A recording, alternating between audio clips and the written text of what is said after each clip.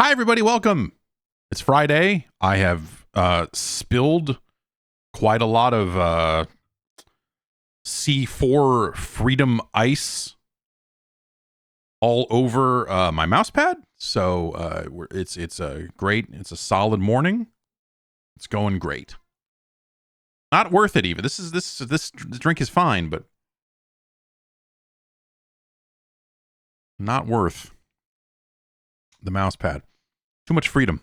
As soon as I cracked it open, it was frothing out. Just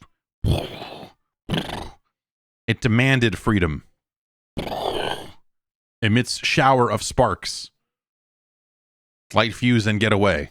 That sort of thing.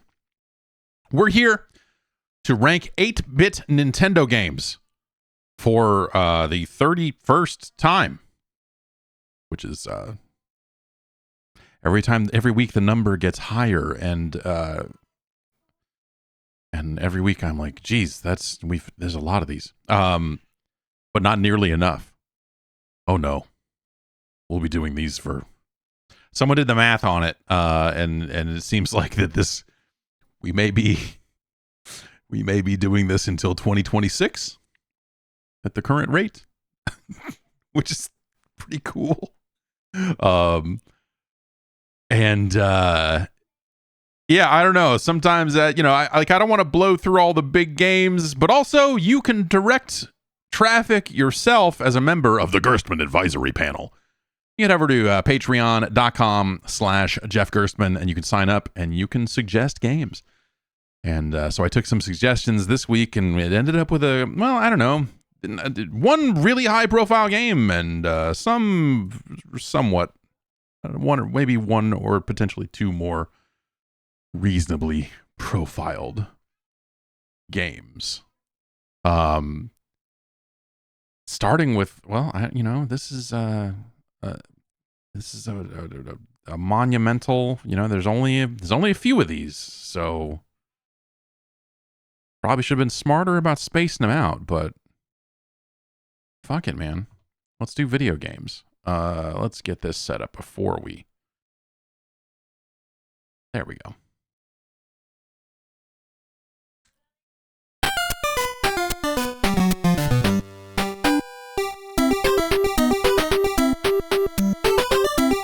Where is it? There it is.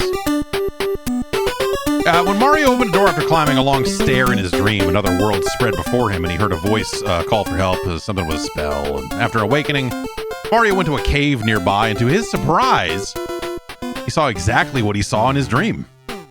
Press start button. It's a weird thing to see in a dream and then see in a cave, but there you have it. Here we go. This is Super Mario Bros. 2, the second Super Mario Bros. Game.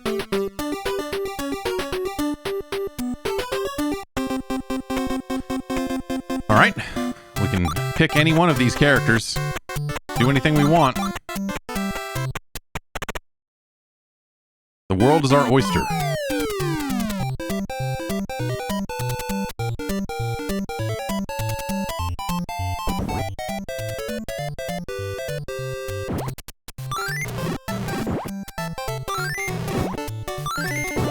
These are really good. The ploppy kind of noises. The noise is really good.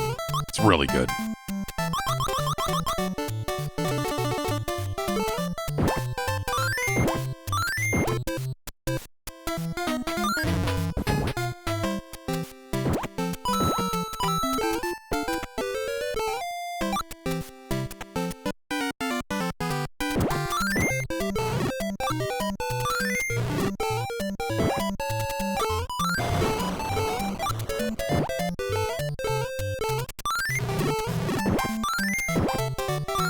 Stop and think. I guess it's something that just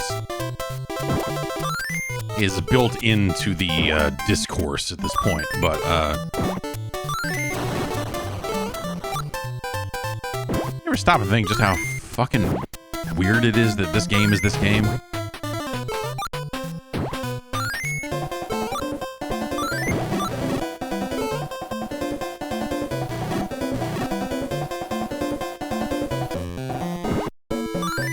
I mean, listen to those goddamn drums. Listen how good they are.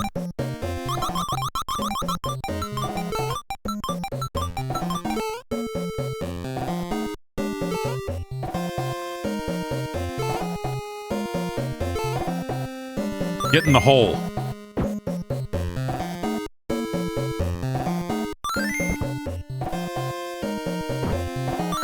Now die. Now die.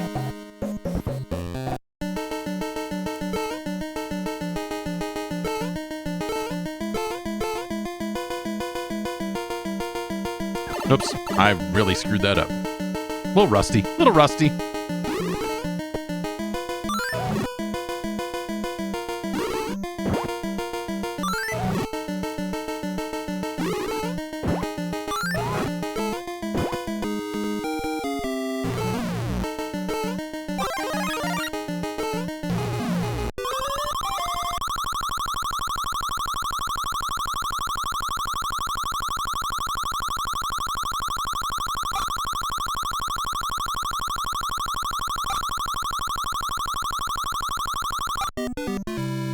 Ugh.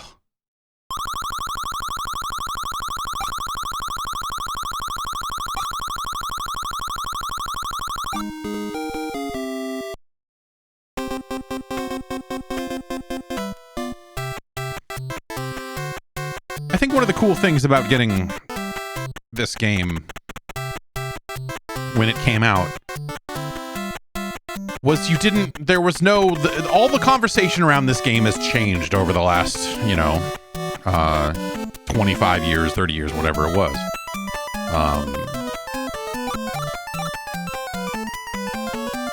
You never really knew the origins of this game. And so it was just like, here it is, it's the sequel to Super Mario Brothers. And you're like, this is fucking crazy.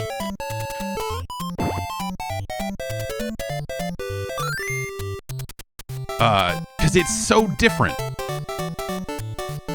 And eventually you learn why, You're like, oh, this was released in Japan as a totally different game. And, like if you're one of the 12 people left on the planet who does not know that story, I suppose.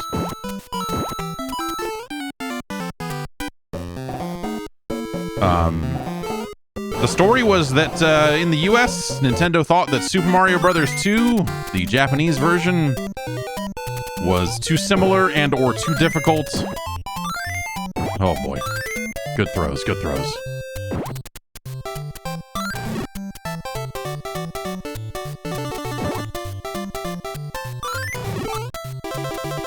I probably could have, I wonder if I could have gotten on the Ninja. That might be a Luigi only thing, because he can jump higher. Anyway.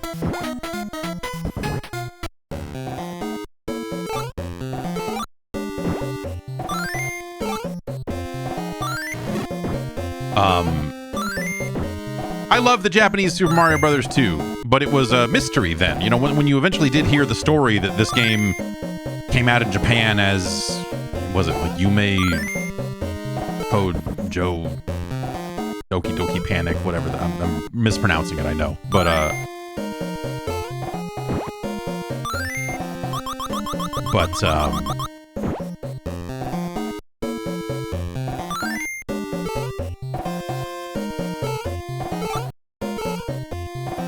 kind of once it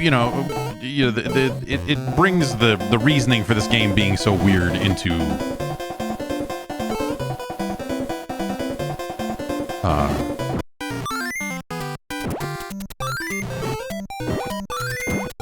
it's very clear and easier to, it's easy. Oh man, there's one in here, isn't there? No, I guess I don't remember these levels quite as well as I thought I did. And so the idea that this was a different game that got repurposed into a Mario game specifically for the US, because they felt that the Japanese version of the game, like I said, too similar, too difficult, all that sort of stuff. And also just like, technologically by the late 80s,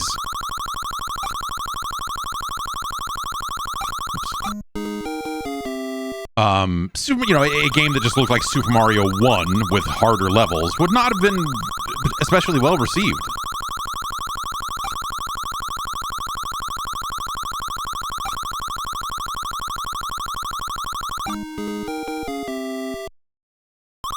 so I think they're right to do this.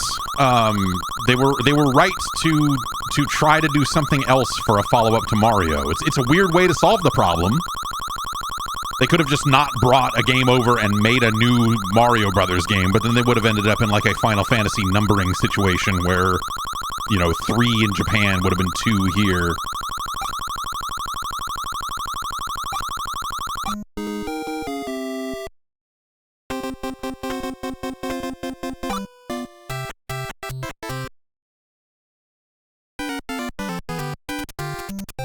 Yeah, can't make that jump. But the idea of like, hey, you know, you can play as multiple characters and they all kind of have abilities. You know, the princess can float. This is where that came from. It wasn't even originally her ability. It was like the princess from the, oh geez, from the other game. You know, just like weird, right?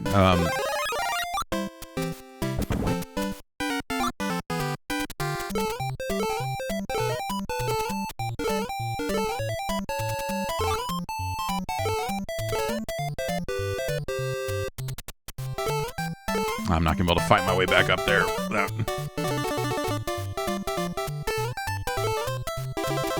without doing some work. Whatever, we'll just move on. It's fine.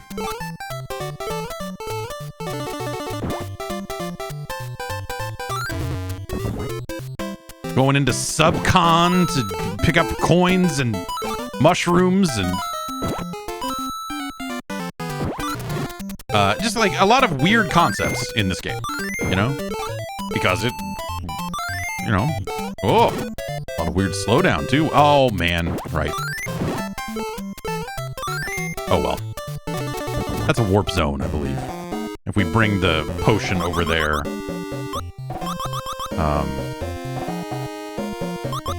Like I said, some of these levels I remember better than others.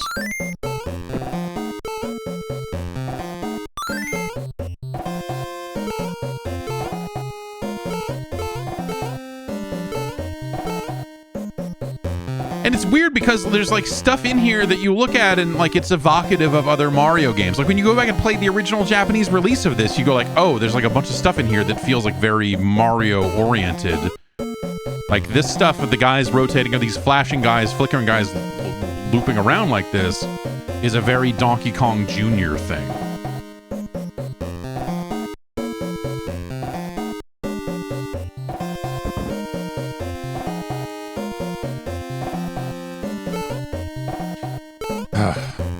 But this is the nightmarish part of this game, is every time you get a key, Phanto comes and motherfucker wants his key back.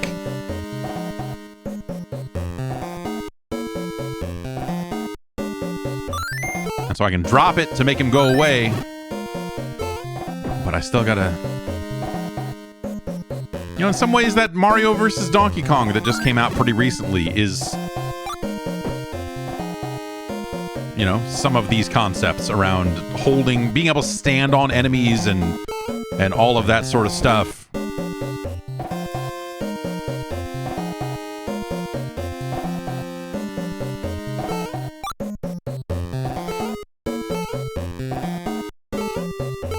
Oh, there's a right way to go here. It's just the POWs there, huh?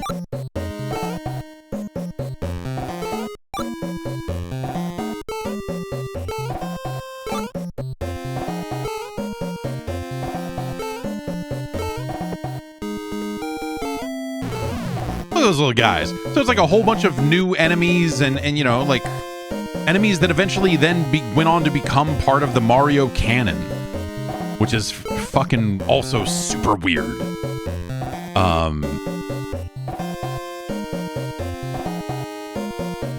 The thing, I think the main gameplay thing they added to this game is the ability to run.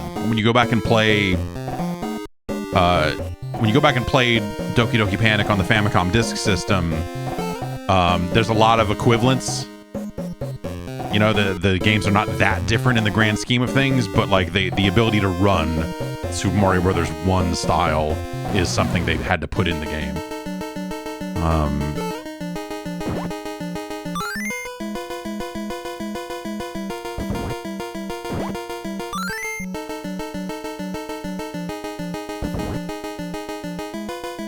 But yeah, because they present it as this like dream world. Like you don't have Bowser here. Oh, fuck that up.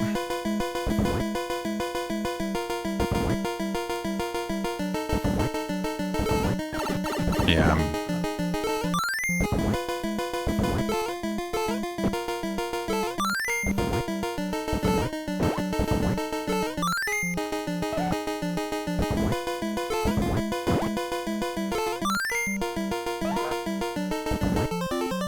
Yeah, that's right.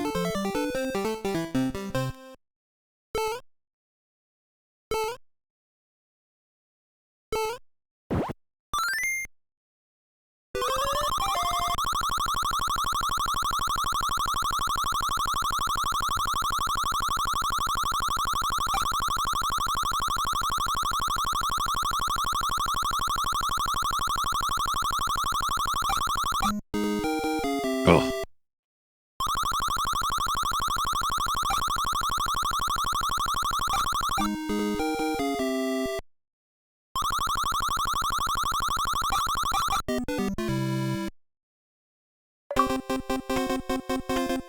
But yeah, so I remember getting this game. I ended up with 2 copies of this game that we then had to return one.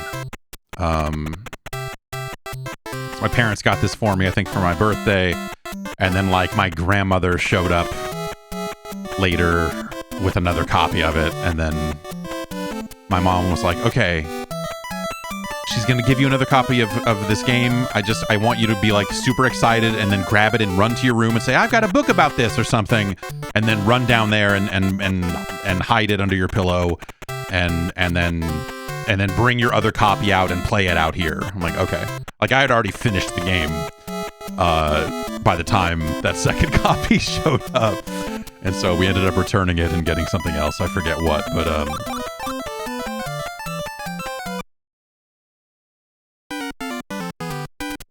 I'm pretty exclusively a princess player because the hovering ability is fun.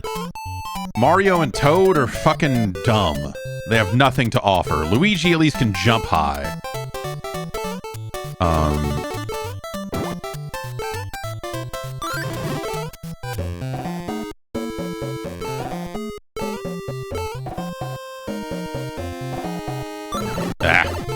Stupid.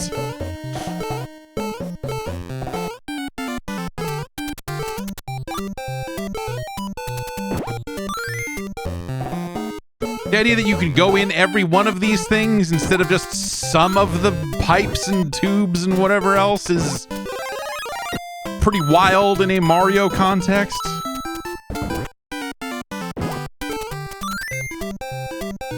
Fuck you, snake asshole.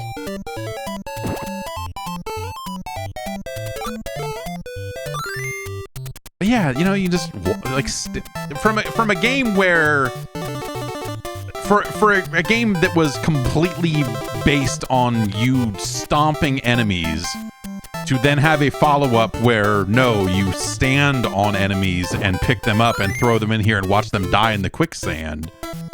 It's a really weird change.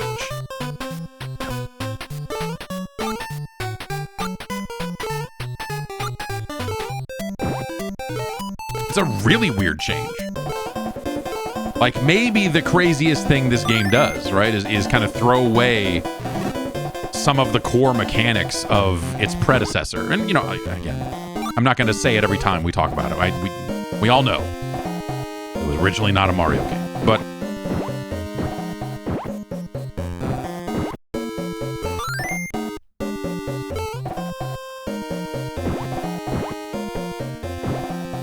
But for a game that was certainly presented as such, it's fucking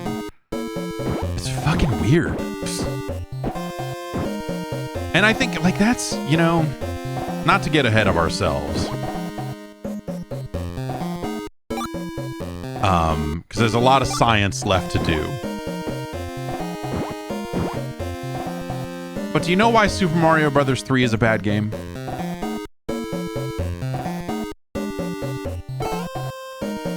It's because this game is so cool and different, and that game is a sequel to Super Mario Brothers.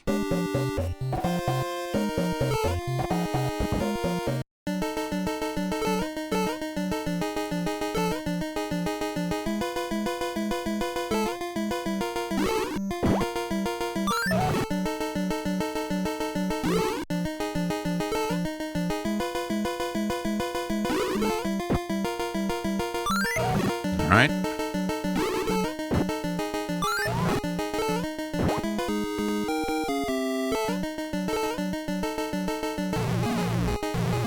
Let me in that mouth.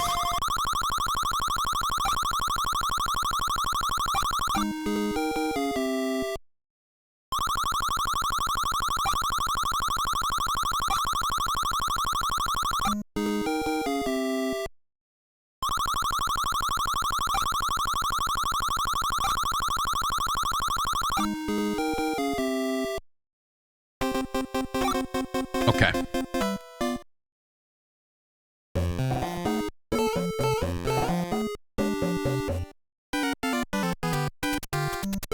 I like the little intro there, just like, hey man, you were in a cave in the last level, so we're gonna have you walk out of the cave at the start of the next one. Needless, but nice little touch.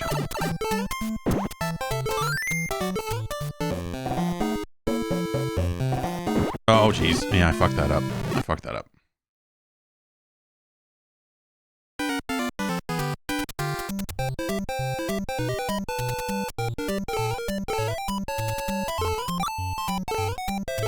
I love the feel of this game. It's got it's sort of a weird feel in spots, but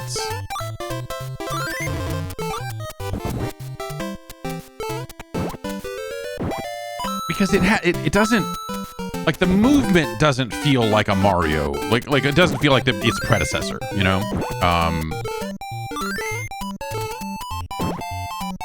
And that's not to say it needs to, but also it is sort of a situation where, like, this game could feel a little better. One of these, I don't know, it's probably not even this level, but you see at the bottom, these pipes have the types of blocks that explode when a bomb hits them. I know there's one of them where there's a bomb inside it and you can blow it open and go down even deeper, which is kind of nuts. But it's got its own music, it's got its own vibe, it's got its own everything, you know? It's like the original Mario theme only comes back as like a little throwaway thing in the subcon, or the sub-world or whatever, when you're getting, you know, when you're picking up mushrooms and stuff.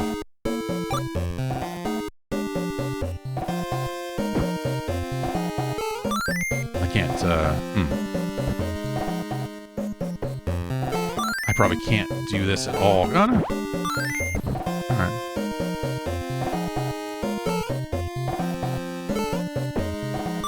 Into the hole. And when you throw these guys, they come back to life, right? So it's this other weird thing of, like, it's not enough to just pick them up and throw them. You have to throw them in a fucking hole. You have to throw them at each other. Like, you have to POW block them. You gotta pick up these vegetables and murder them with that. Like, it's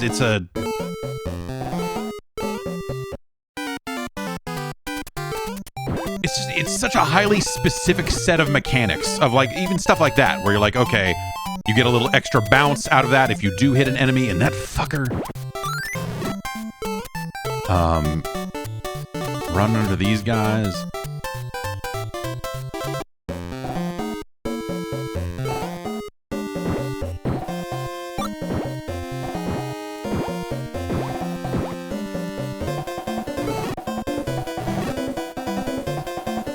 And these drums are sick. Got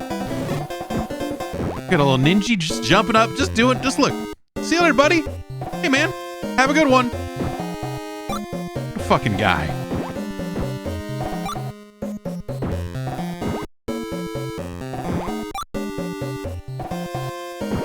I'm gonna say we go down the right side here.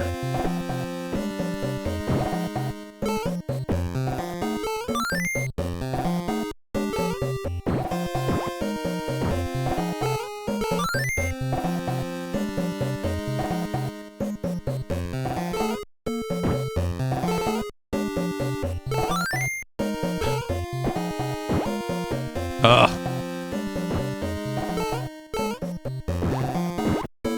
If I dig out enough room, I should be... Oh, jeez. There. Stupid.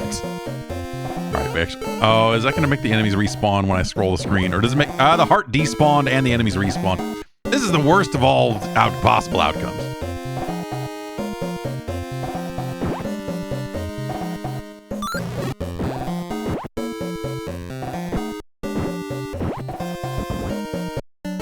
But like, you know, so I think there's aspects of this game where the movement feels a little strange, like the running and the ramp up speed on the runs and all of that. No, that's just gonna kill me if I do that.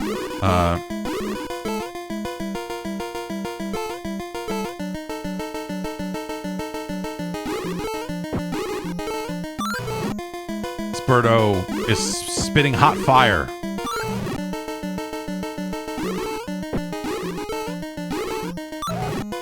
But I guess, you know, the other thing I'd say is, you know, it ain't all roses, right? I mean, how many times have we fought Birdo here in the first 20 minutes? Oh, jeez.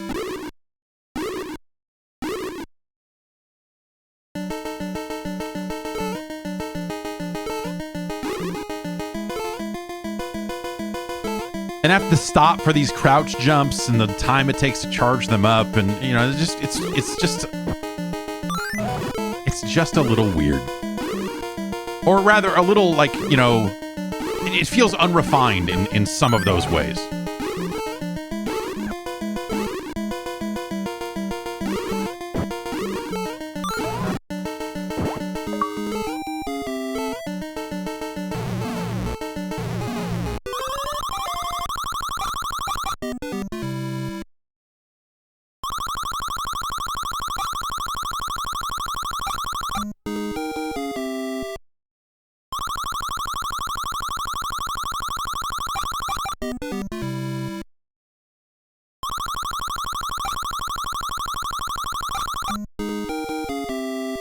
Okay, all right.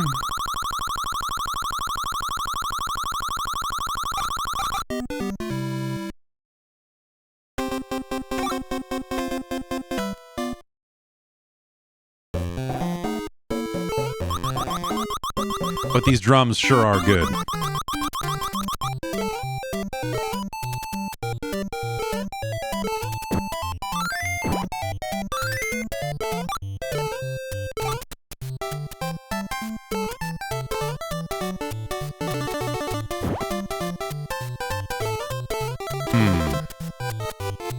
Am I right in remembering this? Probably not. Oh, I am.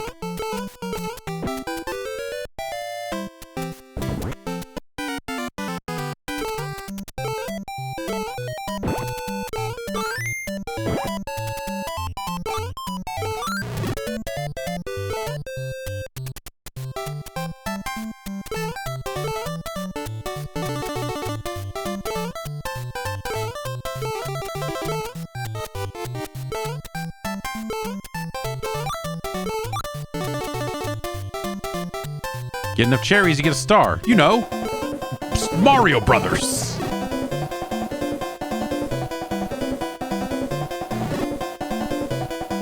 Oh, all these cherries we missed out on. Ah, get fucked. Don't even need that heart.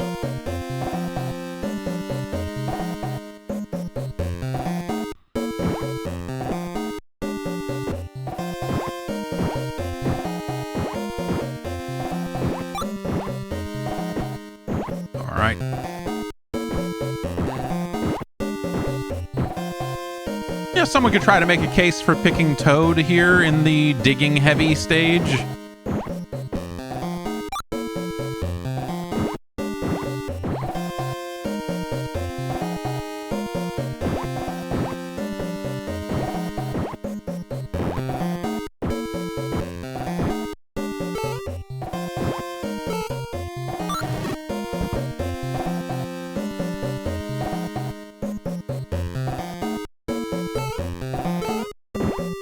Okay.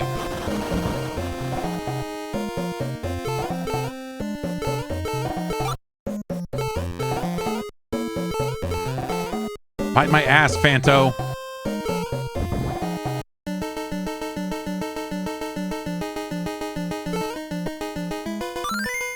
Do you think Mr. Driller would have happened without this game? without these specific parts of this game.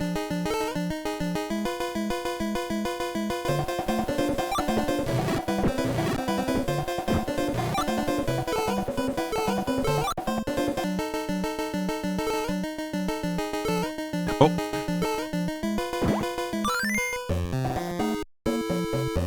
You got anything? Oh, hey. Check this shit out.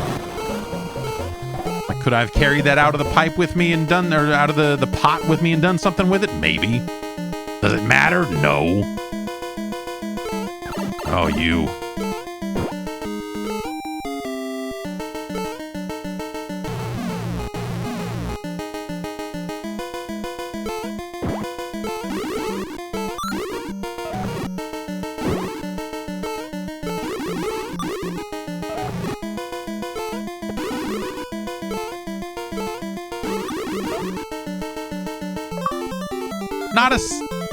Not a super difficult game, you know? Like, I remember if I didn't finish this game the day I got it, it might have been the day after or something like that. It's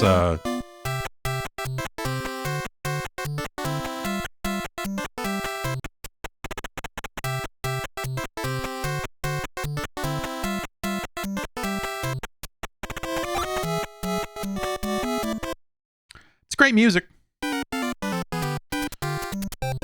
Fun fact, this song here is one of the 3 or 4 songs that I have hummed to all my children while trying to get them to go to sleep. Like this specific, for whatever reason, comes to mind, and like this specific song. And it's this. It's the fucking main theme from MGS2.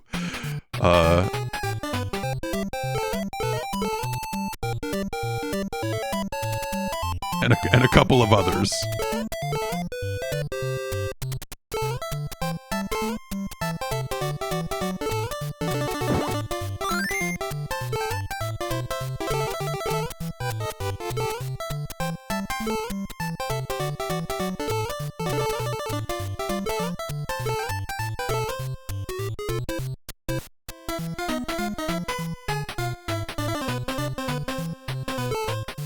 Oh! Nah.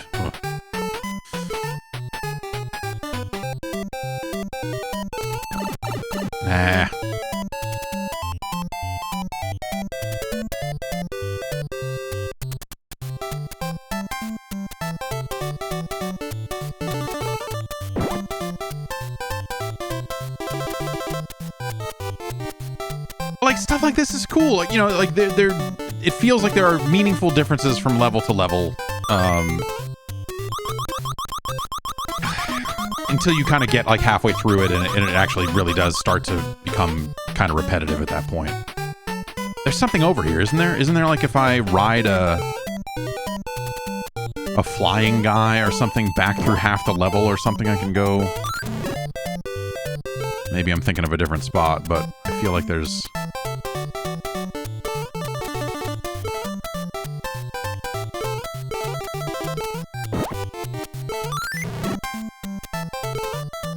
Maybe I could just float over there, but...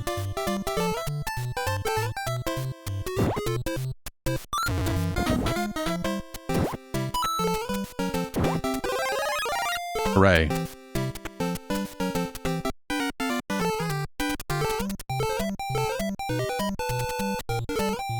Yeah, that's... Oh, jeez! Oh, yeah, that's... You know, let's find out. Let's find out here. Let's just, yeah.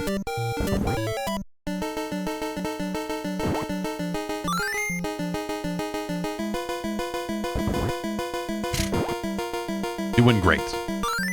Did I fuck it up again? Okay.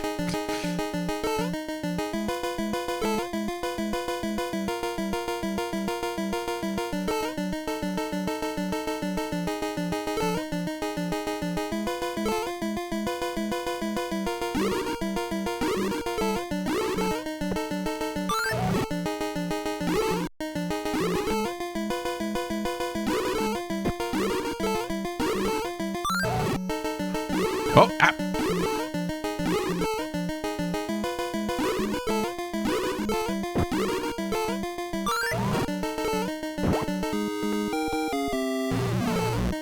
Okay. Oh, screwed it up.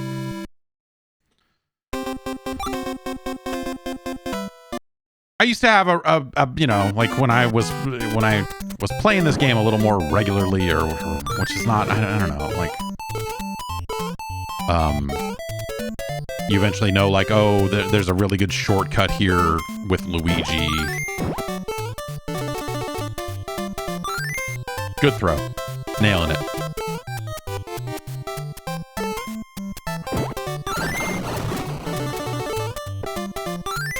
Fuck off.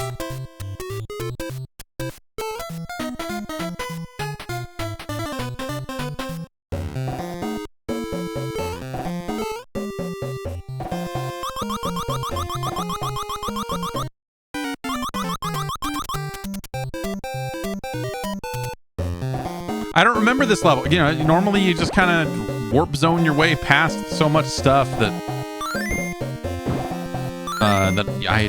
there's a lot of stuff in the middle of this game that I don't remember super well.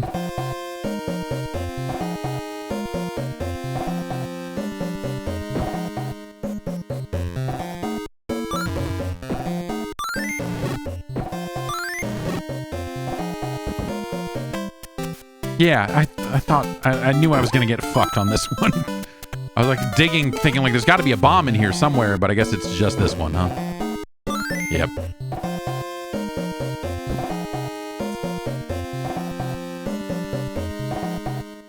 I was like, well, I don't want to dig all these up because I want my coins, man.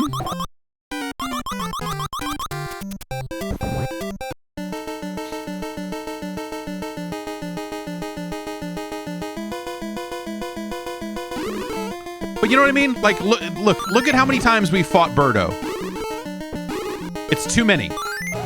It's too many, you know? You can get away with this in like your second run weird platformer for the disc system. But when we're talking about Super motherfucking Mario Brothers 2, the sequel to Super Mario Brothers, I think there's sort of an expectation of more.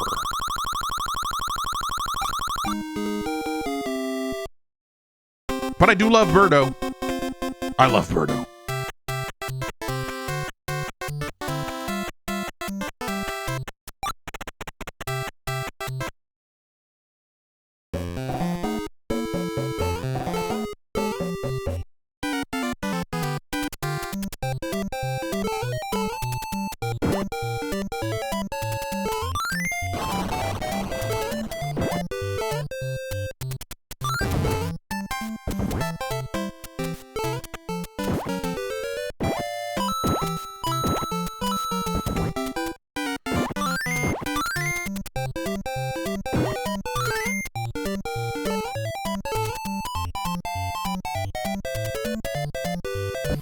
Anything past the door? What are you know?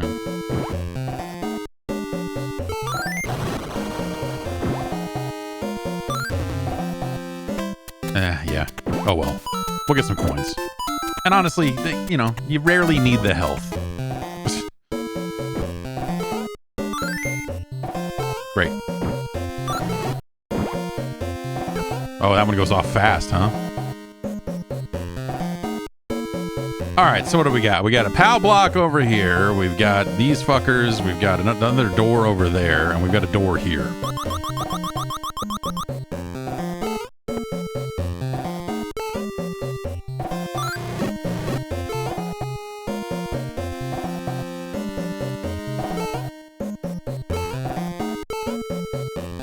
What is this, Kid Icarus all of a sudden? Come on. Ah!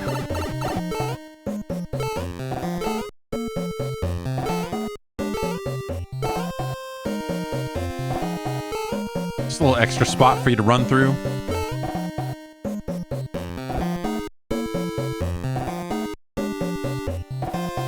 Oh boy.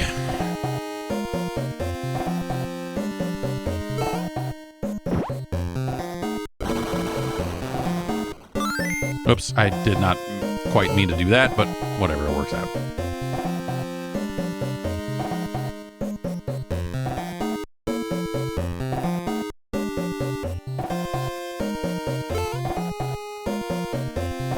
It's creeping on a come up.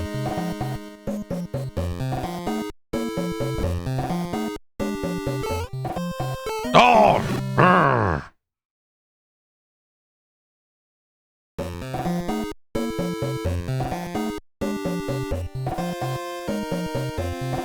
That's a decent starting point.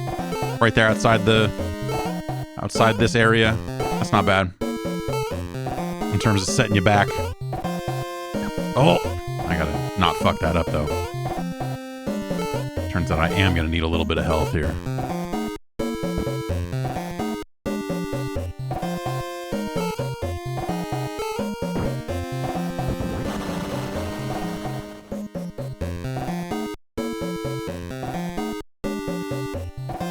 Much more coming at me a little more aggressively this time.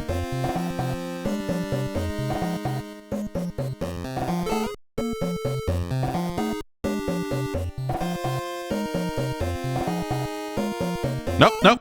Yeah. Oh, could have thrown the key there.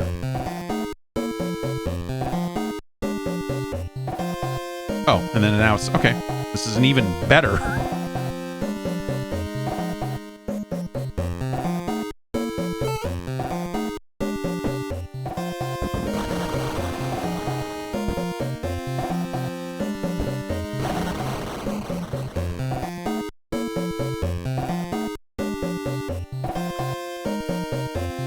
Ah, man.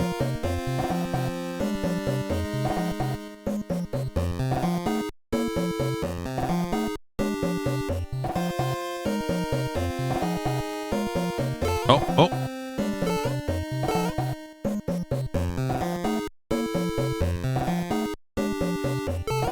Got quite a collection of assholes here.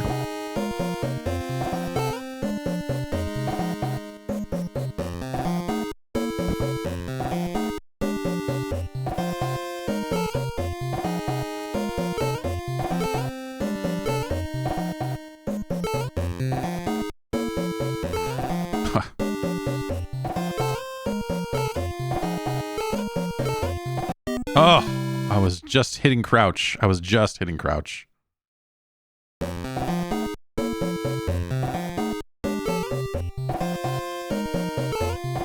It should almost be like if you double tap, it charges the jump or something. I don't, It slows you down just enough to be annoying when you have to do those jumps.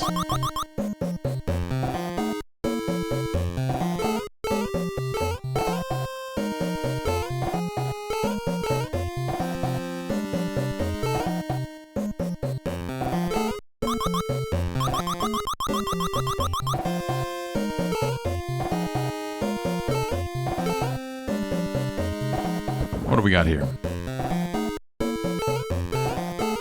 Yikes.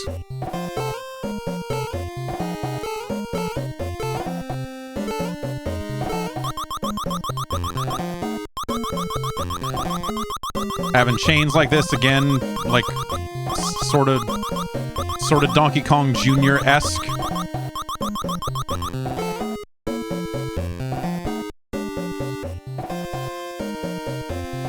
This level ain't fucking around.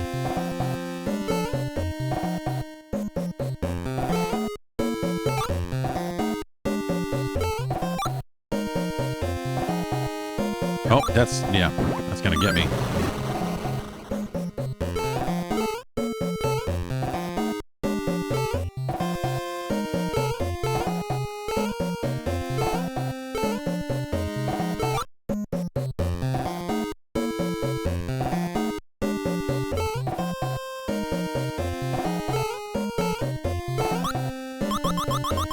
Door.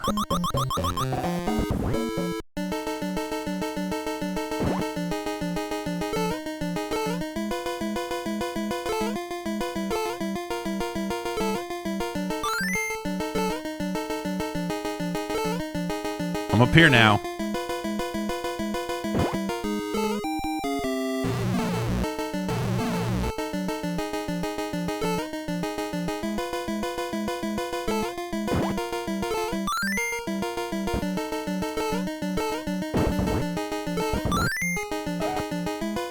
Like, I think this is a fun boss fight, but remember, like, we just did it. You know what I mean? Like, Mouser's great. This is, you know, like, just, you know, it's very basketball-like. You're just, like, very gently placing these bombs up there.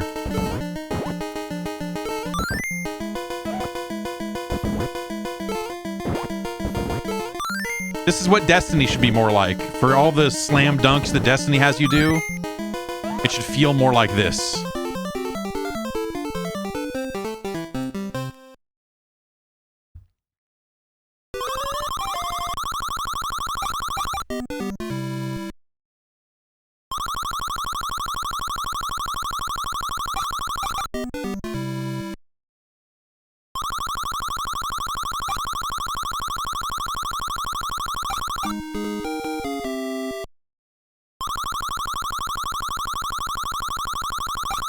Oh.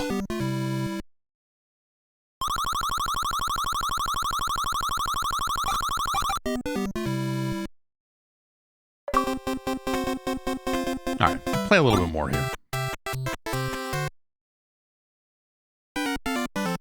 Ice. These fucking guys, like, just really great, fun enemy design. Look at these little dudes. These little icy dudes.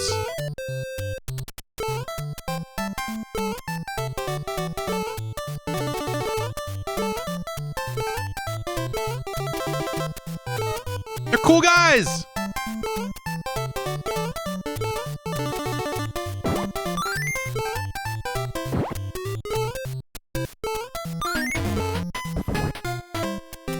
Yep. Missed a mushroom somewhere. I also like the pause screen. You want to cut out the lead and just get a little...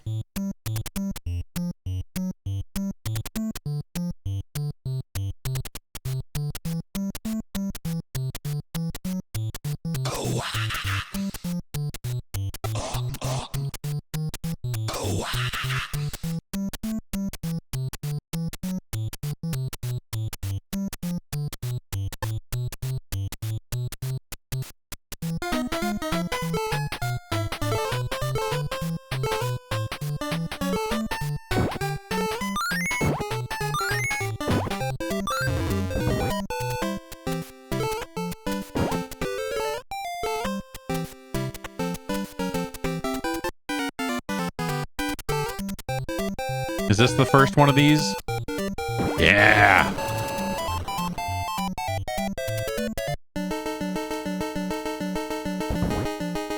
First time you saw that shit, it was crazy.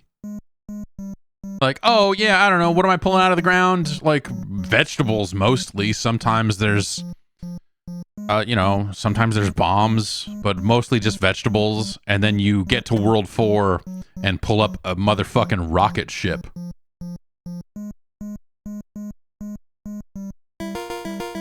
It's really good.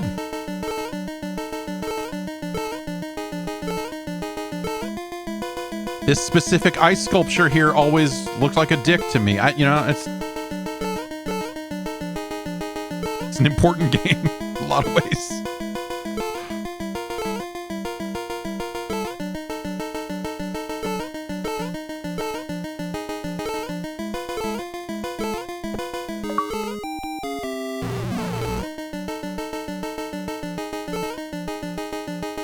Now we're just up here.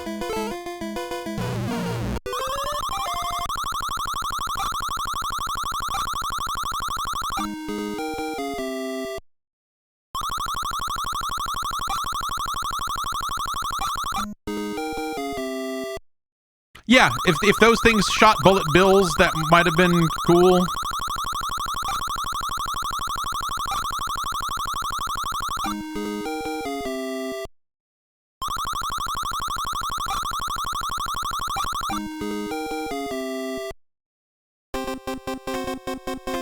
That might have been cool. All right, one more level.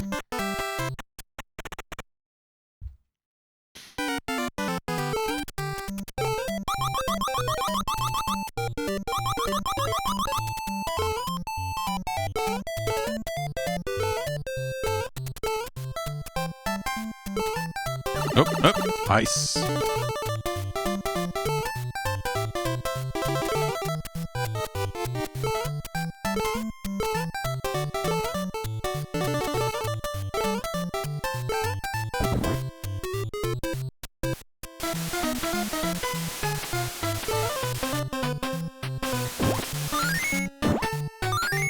Well.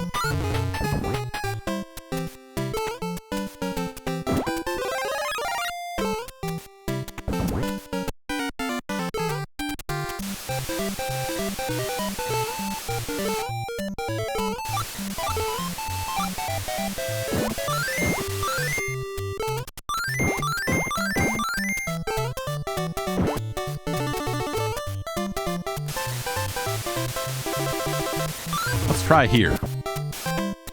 Nope. Get an extra cherry out of it, though, I guess.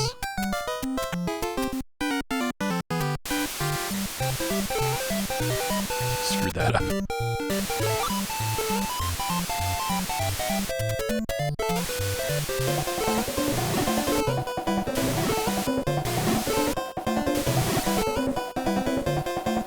Oh, so this would presumably be a warp zone if you had a potion. Basically, like you potion here, and then when you're in the sub-world, you can go down and oh, what could it be? Ha ha! Not quite as cool the second time. I do like that it fucking blows up after you drop out of it.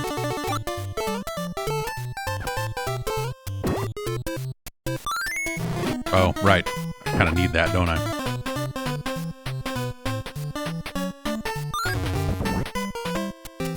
Well, fuck that up.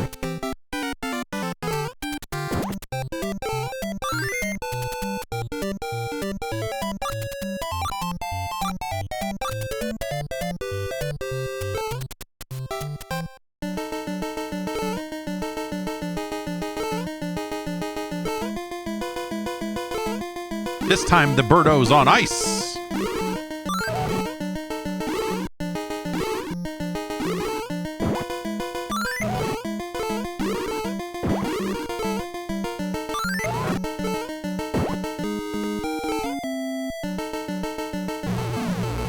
All right. Aw.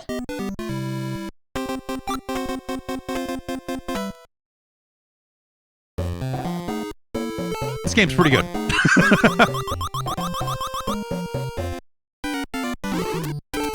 Just got a fucking birdo here. What?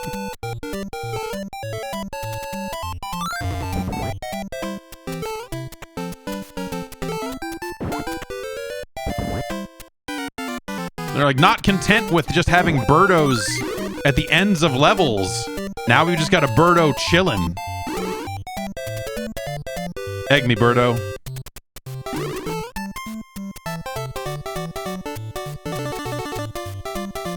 This is a good game.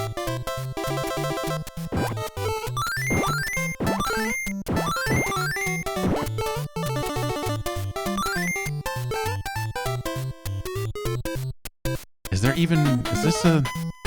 Yeah.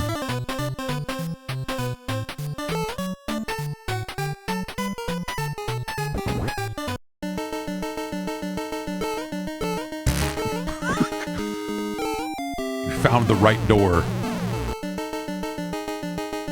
Oh, right, this fucking thing.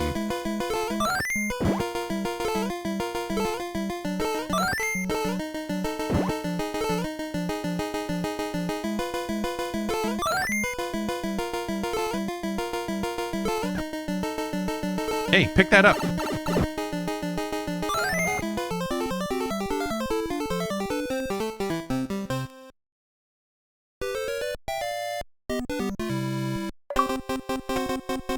Okay.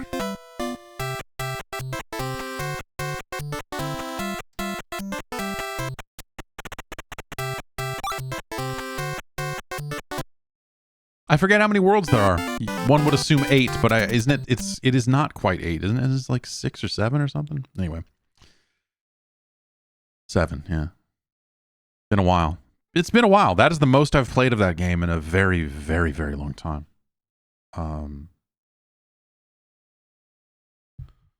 What does the science say? It's great, you know. I think that it's the conversation around that game has just been lost, right? It's sort of because the only conversation it feels like you can have about it online anymore is in context of like, well, you know, it's not the original. Like that's the, you know, the fucking. Did you know that there was a Japanese Super Mario Brothers too? Like, you know, like even still, that's somehow. Like it just got lost to that, and it got lost to that not long after it came out, you know, like that once that became known, and I don't know when exactly I knew it, like I became obsessed with like, I really want to see the real Super Mario Brothers 2. I have to see this thing. I have to know. I have to play this. It sounds like it's they're holding it from us. And so when Super Mario All-Stars came out for the SNES, it contained they renamed it to The Lost Levels, Super Mario Brothers The Lost Levels. And finally, kind of for the first time in the United States, you could play that game. And I was thrilled. And I love that game. I love it. It's disgusting. It's sick. It's demented. You know, it's a more difficult game. But American Super Mario 2, I think gets written off because of a lot of that conversation, right? But also, I think there are some very real reasons that like that maybe Super Mario 2 Mario Madness. The reason why that game doesn't necessarily stick around in the conversation, I think, is because it's not a difficult game, or rather, it is quite easy. It is over very fast, and it has a real lack of variety. Compared to other games of its era, even, I think that would be where the conversation would start, because you could always make the case. It's like, well, you fought Bowser at the end of every world in Mario 1. And you're like, yeah, but, you know, by the time we get to 1988, the game has changed. But also, I would just say, like, you know, the constant Birdo at the end of every level. You know, it's not every single level, but you get a lot of Birdo in there. I love me some Birdo, but it's just too much. And I think that's kind of the Achilles heel of this thing, is that it needs more. I like the level design. I like how tricky and secretive parts of it are, in terms of like, oh, if you go left here and you can only do it with one of the 4 characters, so if you picked wrong, you might miss this and do that. You know, like the layers that they build there because of that, I think, make it a fascinating game for exploration. Not super deep exploration. I mean, we're still talking about platformers and some of those other things there. But like it has just the simple ability to run left gives it some fun little secrets and fun little hidden twists and shortcuts, and those are always fun to find. You're like, oh, this is a shortcut to the boss right here. Oh my god, like if I'd only picked Princess here, I could have done this. Or if I picked Luigi here, I could jump up here and go in this door, and then we're skipping past this whole thing. I think that stuff's really, really neat. Combat wise and just like action wise, it's such a different game than the first Mario game. You know, it is throwing enemies and picking up things and throwing them at things. It is such a dramatically different video game. But I think by the time that this game was coming out, like, that was very welcome. I think that, you know, we had seen, like, Super Mario Brothers casts a very long shadow in terms of just like, here's a bunch of like very questionable platformers that follow in its wake, you know, and some of them are more about shooting than jumping, and some of them are this and that. But Mario 2, I think that you know, we'll call it iteration, even though the real backstory is, you know, it's not quite that simple, but like by really going with a very different formula, I think that they had the potential to really make the Super Mario Brothers games like very different from one another. Like they could have gone very different routes, but of course, like they're making them in Japan, where that was not really the case. You know, it did not deviate this way over there, and so, you know, we get what we get. And obviously, there are a billion other Mario games out there. It's not like no shortage of games with Mario in them where Mario is doing something different. But sometimes you wonder, like, oh, what if they had, you know, for the follow-up to this game, if they had actually tried to even go even crazier in a different direction, or what could that have been? I think that would have been interesting. So yeah, I don't. I think Mario 2 is a fantastic video game. It's just, yeah, the repetition and the ease of it, I think kind of hurt it. And so that's kind of like my overall feeling on it is like that. I love that game. For like, that was a game in my mind. I'm like, I love Super Mario Brothers 2, but hadn't played it in a very long time. And going back to it now, this is not a game I feel like you could play once a year or something like that. Some people like return to a game on a regular basis or whatever. I don't know that this would even. It's been a long time since I've played anything past the first world of Mario 2. And playing through the bulk of the game right there, I was like, oh, you know what? This is awesome. I would not want to, I wouldn't want to learn these levels and have a route down and all that stuff. Like, you know, I having it kind of come at you and half remembering it, I think is the right and fun way to play that game. But what's that mean for our list? No? Huh. Like, it's got a significant downside is what I would say. But well, it's better than Kid Icarus. We know that much.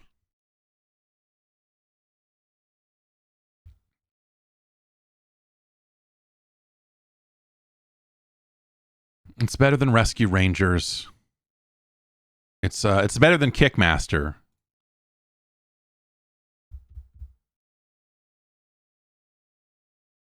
You would take it above a Codename Viper. It's a better game than Balloon Fight, I suppose. It's better than Kung Fu. It's better than Kickle Cubicle.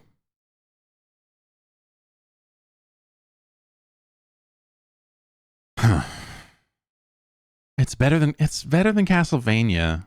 Yeah.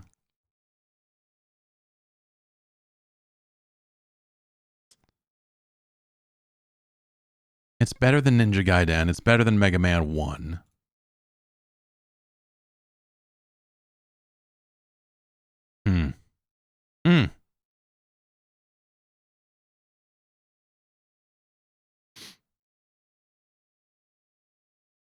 It is better than Gun Knack. It's better than RC Pro-Am. It's better than Jackal. It's better than Little Samson.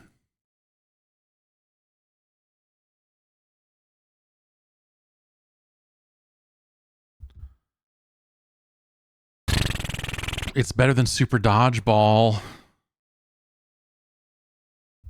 It's better. It is better than Gun.Smoke.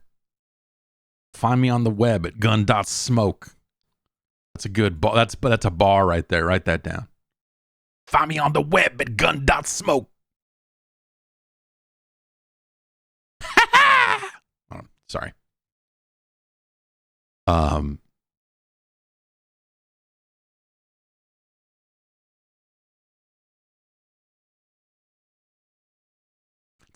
It's better than Goonies 2.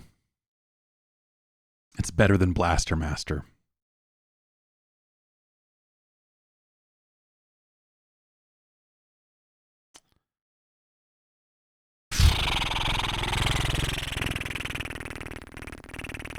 Oh, boy.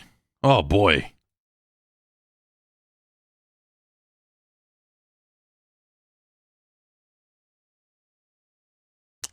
All right, it's better than Blaster Master. It is not better than River City Ransom.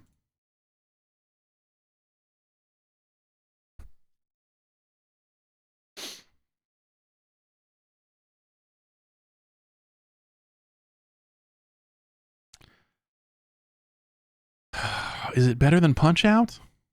It's better than Punch-Out. It's better than Punch-Out. But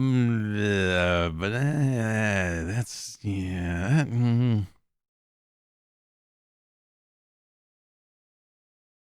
Contra's a hard one for me because, like, that's where the science has to come into play because I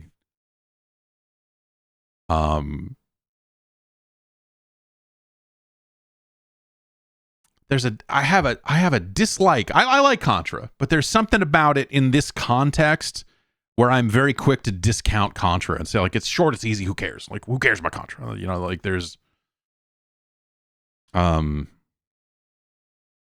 I'm trying to, like, really think Contra through here.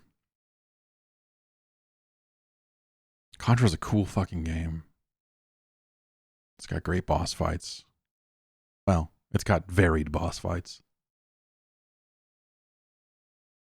Those pants glow. You get your flickery pants. That's really good.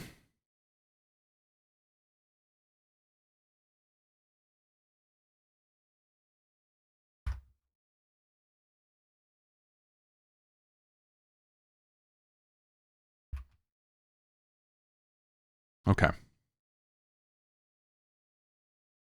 Super Mario Brothers 2 is our new number 5. New top 5 game. New top 5 game.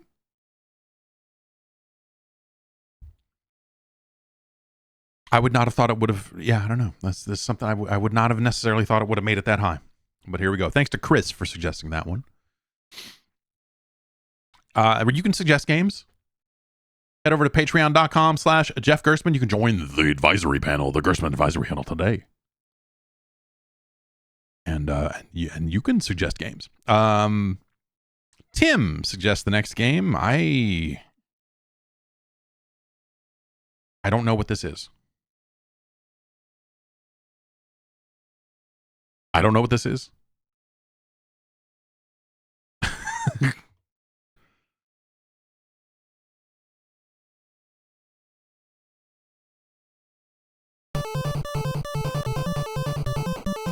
The Krion Conquest.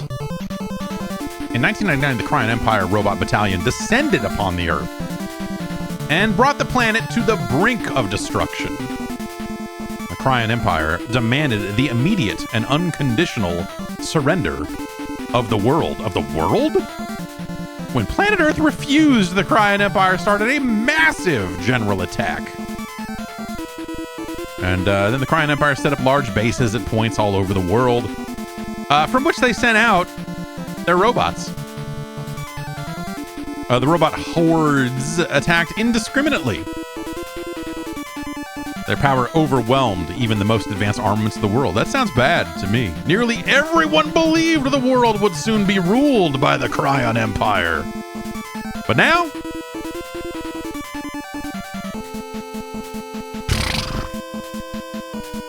this questionably animated anime character is bouncing up and down. That's what's happening now.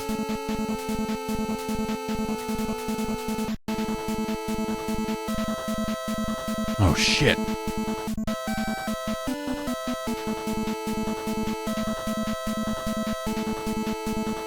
I've got a magic staff, and I'm using it to blow up robots.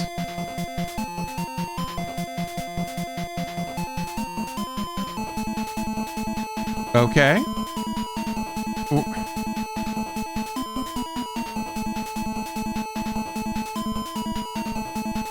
This game seems fake. I'm Francesca.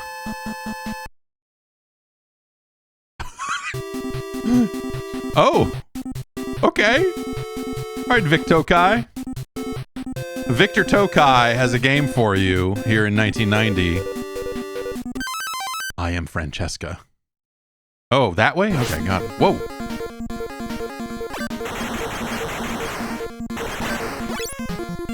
Normal, fire, freeze, ball, shield, broom. This is some real bootleg Mega Man type shit, ain't it? Oh yeah, you change color when oh jeez. Is the broom like the oh, it's just yeah, you just make your own little platforms. And can I just use those indiscriminately? I don't see any power meter. Oh no, that's the bottom of the screen, isn't it?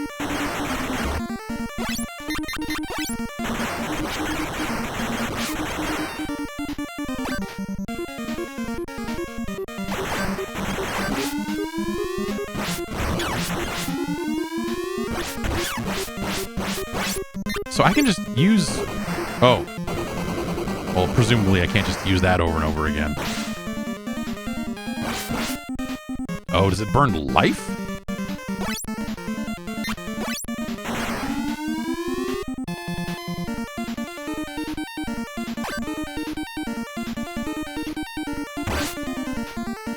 I like that I can charge up my shots. It's an innovative technique that I've never seen in another video game. Oh, jeez.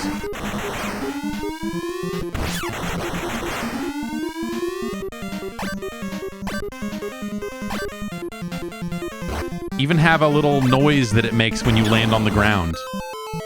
They even have a little noise that it makes when you land on the ground.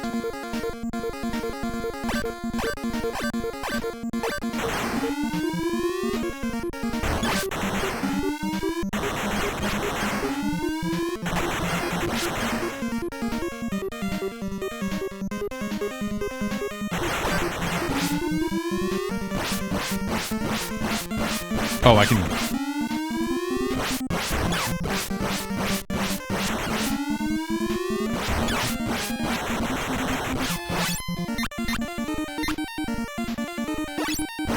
Well, I guess maybe I'll use shield.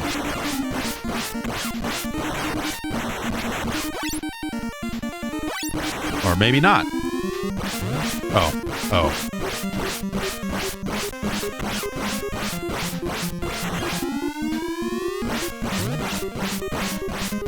Nope.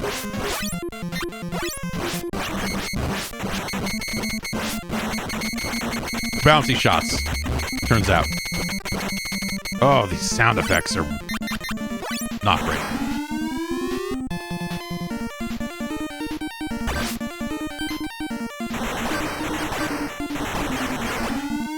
I do like that I can just use these abilities and not have to, like, worry about meter.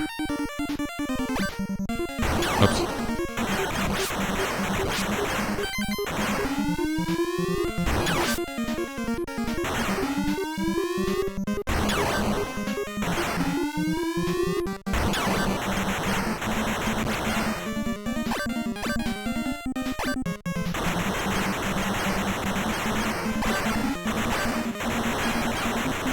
Being able to shoot up is huge.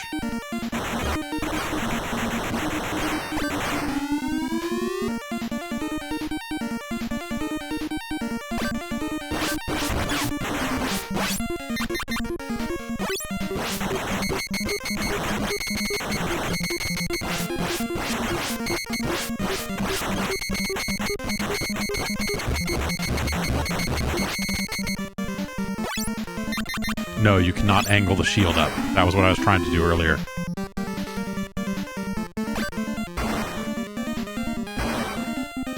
I mean, I guess I could ride the broom. So, you know, what are the...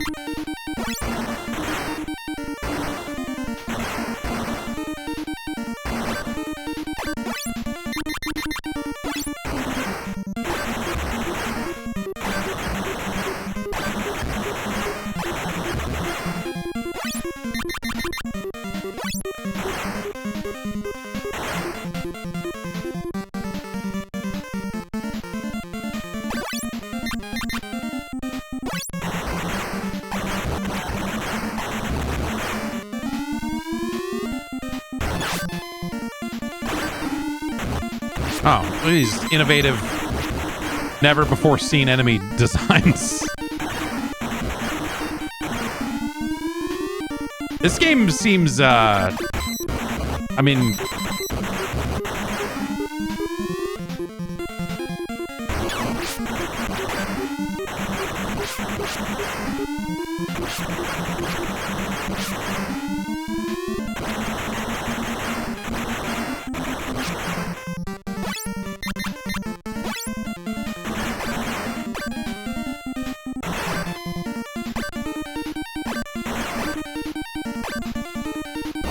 Stupid.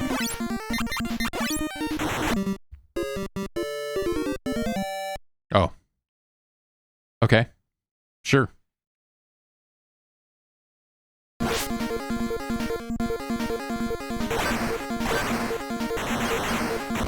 Fuckers.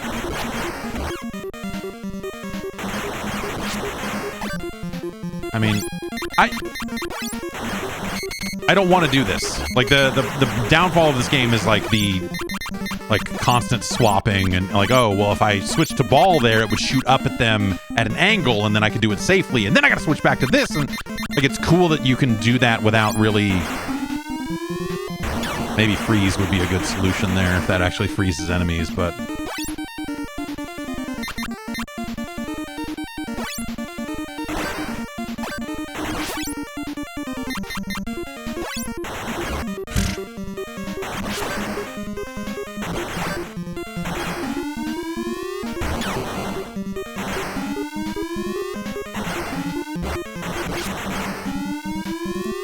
Fuck off. Jesus. It's like trying to charge up my freeze to try to use it.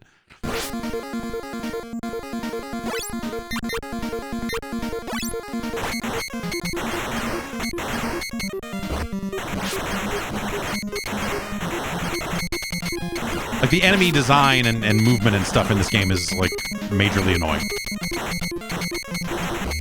That's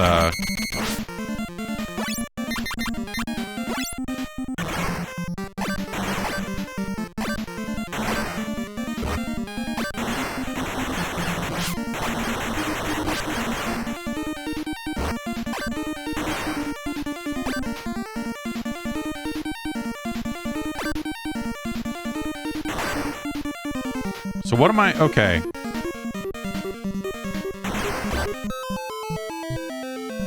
Huh.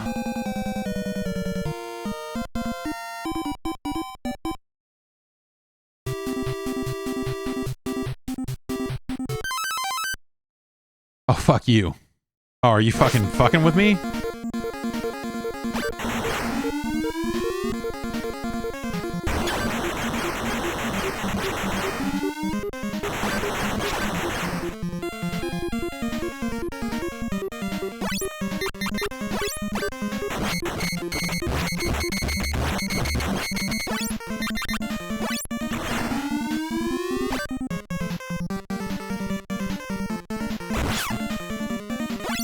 Let's see what. Let's test out freeze here.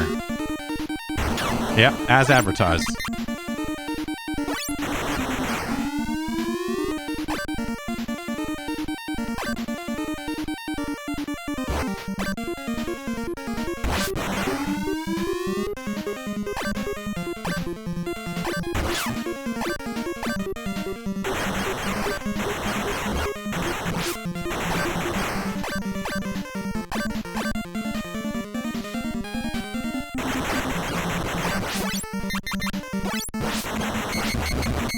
People in chat are saying that the Japanese version had continues and they took it out for North America.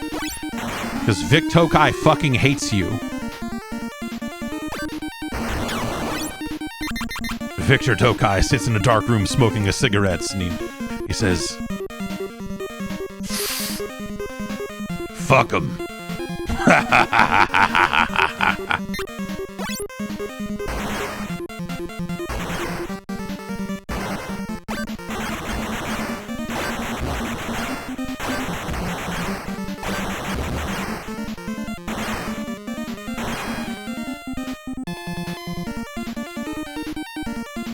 Yeah, I mean, you gotta make a game so hard that people will only rent it once and then buy it, right? I mean, that's...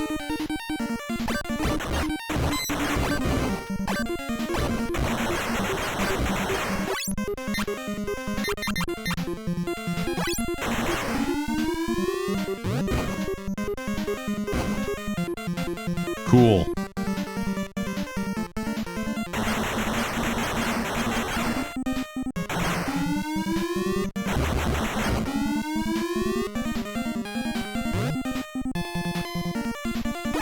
That guy did bounce off that shield.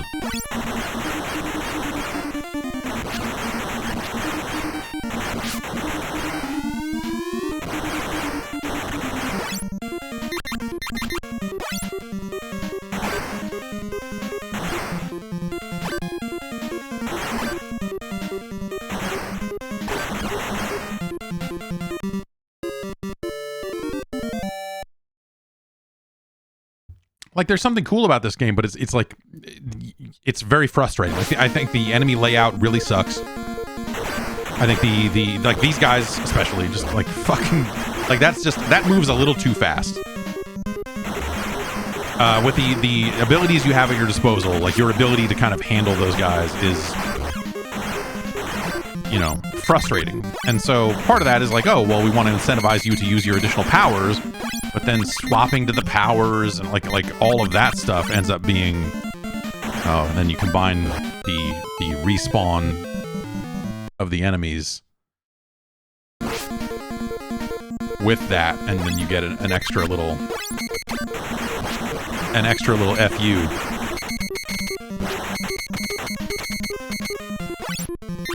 Okay. See, like, even right there, you're just like, oh, by the way, you're fucked.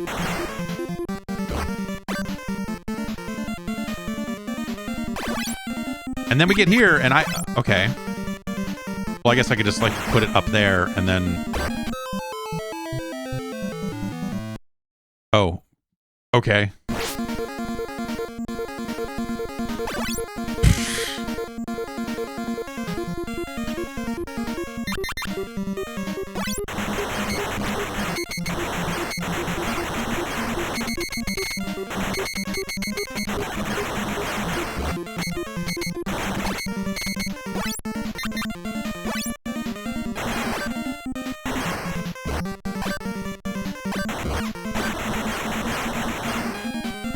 And there are those little pickups, but I'm not sure that that's health. I'm not sure what that is.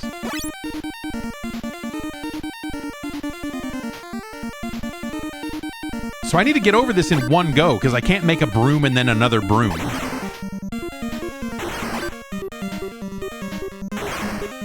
We cannot charge shot the broom. We can't launch it above our heads. So probably like the best I can do is do that, and then... Oh, no, apparently I really can't do that. I wonder if it's because it was too close to the ceiling. Yeah, maybe I need to move it up and down while I'm going. Maybe that's the thing. Maybe that's the thing I'm not doing. This is borderline unbearable.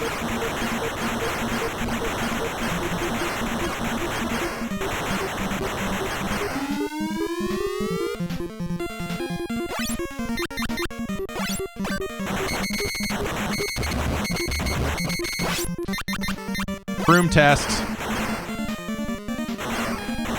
Oh, look, okay. So we can kind of...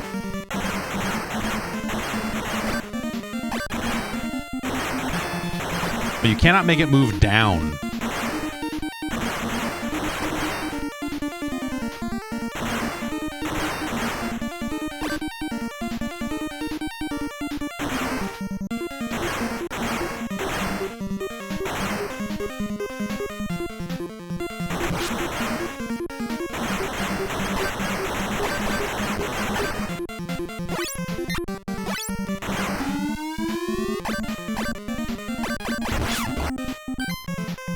Okay, so that was a health pickup. Okay.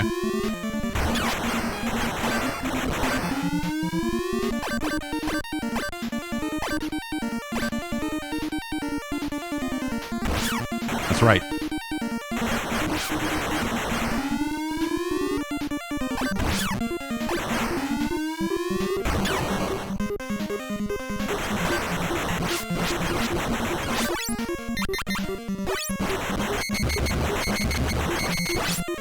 Like, that's not even, you know, this is, like, not really a challenge to that specific. I mean, you know, hey, they got to teach you to use your abilities, I suppose, in the early levels, but...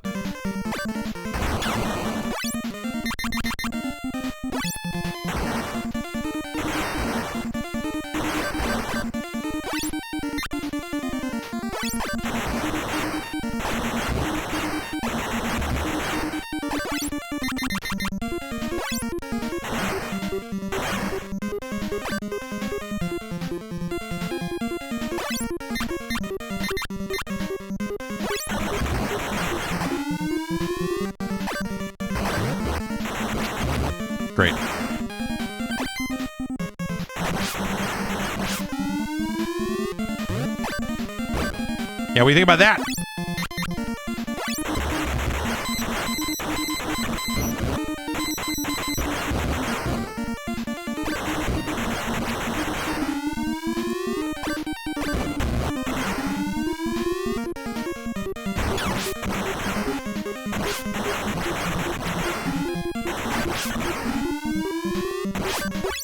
Well, this makes this broom shit much easier, huh?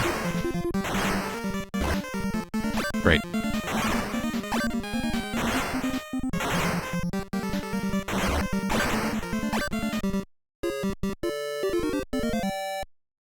$1,500 for a sealed copy of this? I'm good.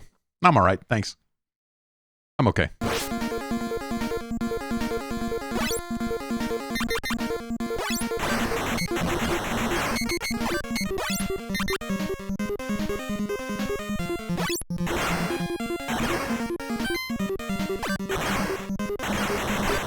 You fuck faces. Oh!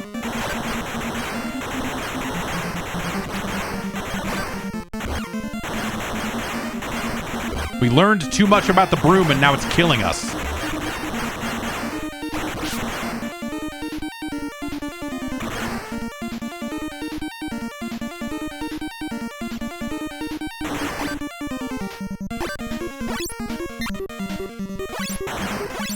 I wonder, can I bounce this down and then, yeah, okay, so I can kind of do that.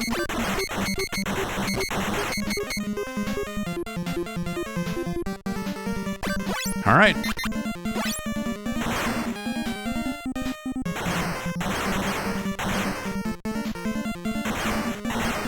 Almost screwed that up.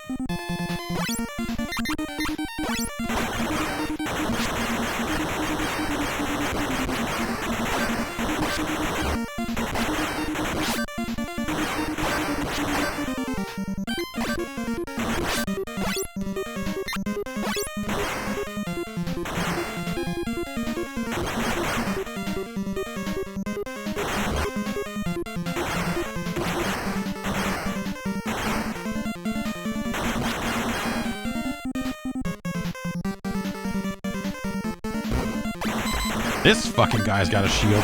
This is...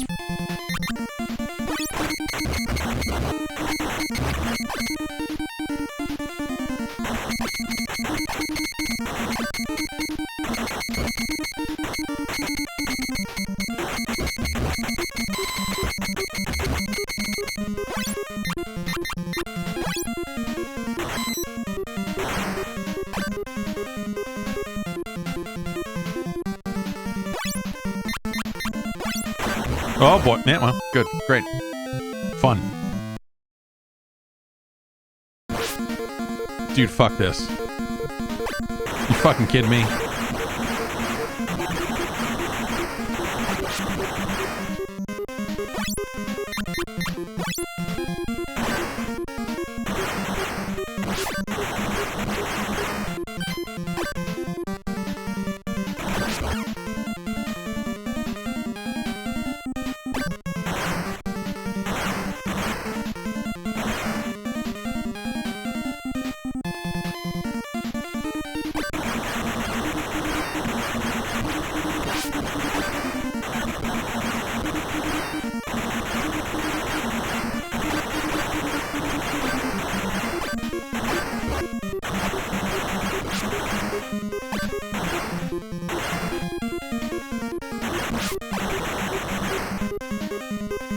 How's it feel? You know, it feels okay.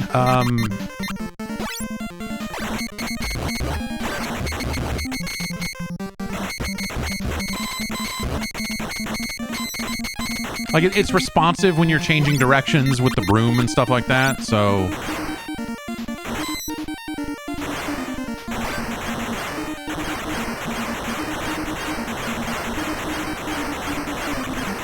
But it's, you know... A lot of it is, you know, because it is requiring you to change, not requiring, but, you know, like you have a lot of good reasons to change weapons pretty frequently.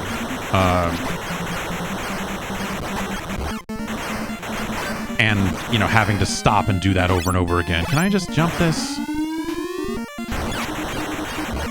And these fuckers that stay just at the wrong fucking angle. So it's like, well, I guess I got to do this. Like, that's annoying. Like, that's not, like... It's cool that it's got these abilities. I don't want to use them. If that makes any sense. You can shoot up, but they are not above you all that often, because the second time they pass by, they swoop and get you.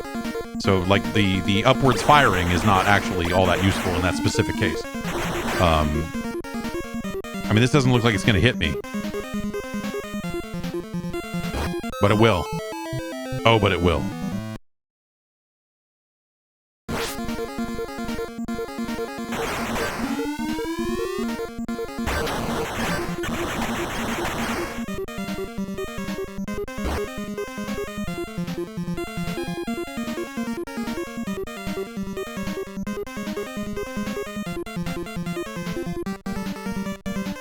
That's a good, yeah, can I freeze these? That's a good elemental question.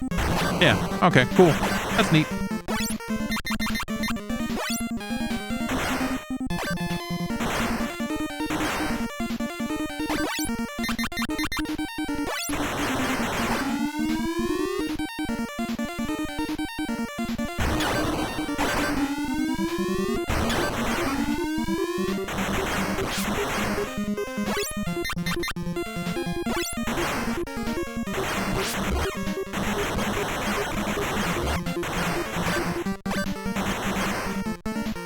Okay.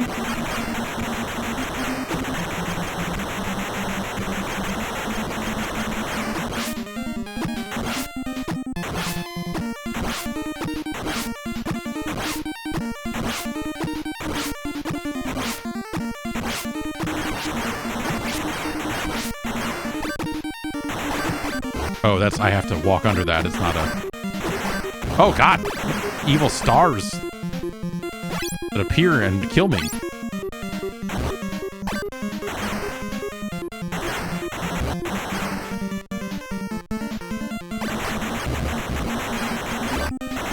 This guy's like, I have a boomerang. Wouldn't that be cool if you could have a boomerang? Anyway, bye.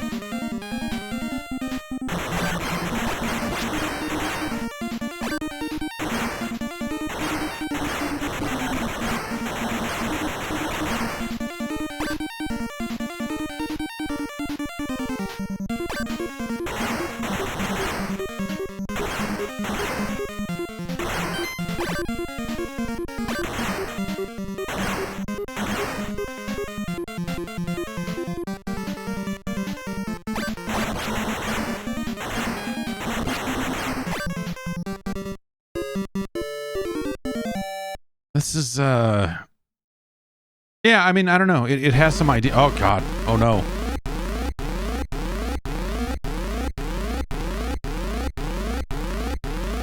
What is this Avengers logo up here? What? I can't move. Alert, big enemy.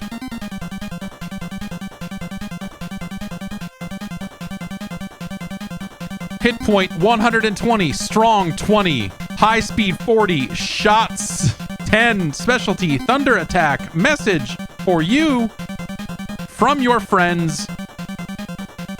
Good luck. Thanks, friends.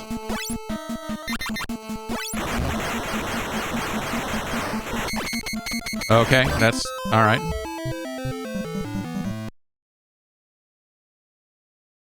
Oh, shit. Are you fucking...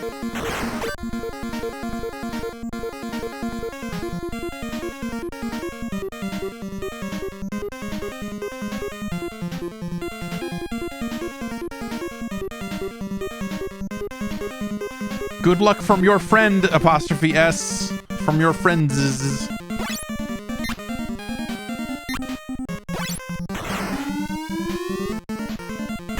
Straight up.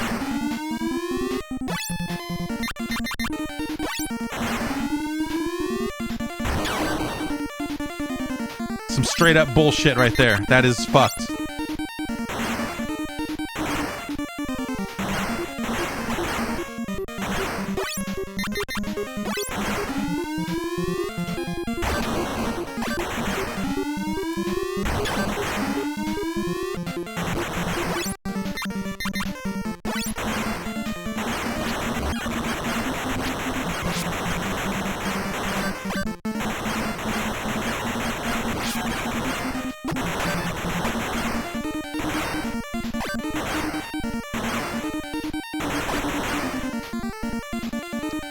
This game is, you know,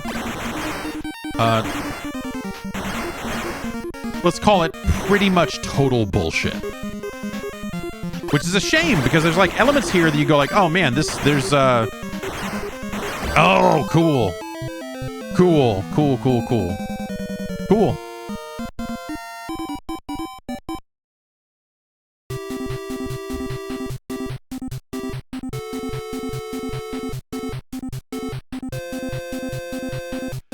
Victor Tokai giving you the business. My man Vic up in the building.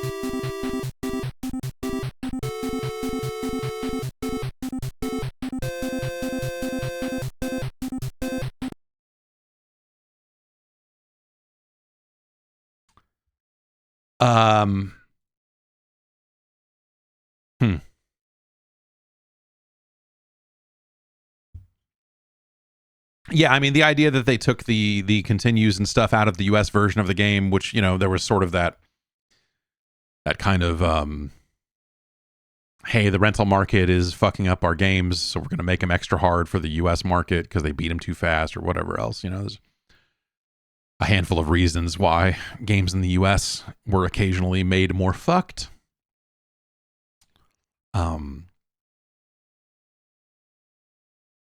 That game's a shame. That game is disappointing, you know, because there's something there. There's something to that. You know, there's room in your heart for a bootleg Mega Man game with a funny little witch. But I think a lot of it comes down to just the level layout. Obviously, there is the fairly punitive lack of checkpoints and continues and all of that sort of stuff. That would go a long way, you know. You know, being able to work your way through it that way, I think would be a little bit more acceptable, because you can, you know, all that's learnable, right? All of that is memorizable and like, oh, okay, I need to do this here. I think going into the menu, and this is something I sort of feel this way about Mega Man as well. But I feel like in Mega Man, you can just make the choice to not do it, and you're not usually at that much of a disadvantage, with the exception of the boss fights, where you just go like, I'm not going to change powers here.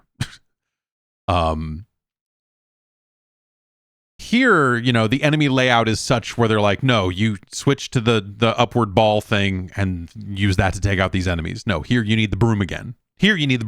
Now switch back to broom. Now you should freeze these guys. You don't have to, but you know, it's a rare case there where you can just go, yeah, you know, I'll just jump and take my chances. But you just spend a lot of time fucking around in that menu for average enemies, for this just the standard enemies, and that's not fun to do as regularly as they ask you to do it, or as regularly as you probably should do it to make your way through the game without getting hit, because there's not a lot of health pickups, and there's not a lot of extra lives, and there's no continues, and so, you know, like the stakes on it are off the charts. Which is a shame, because at first I was excited, like, oh man, if, you know, I just have all these powers and I can just like use them at will. That's fun. But then it's like, oh no, they really have very situational items and weapons here that you don't really want to use all the time. So I don't know, man. That game is, like I said, disappointing.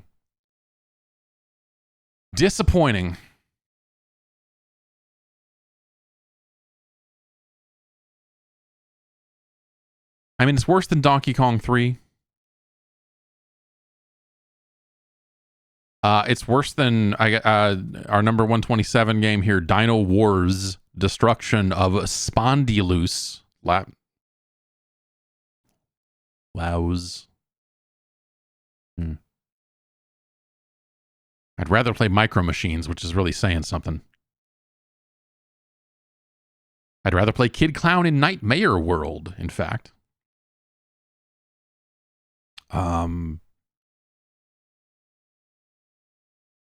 It's no Fester's Quest.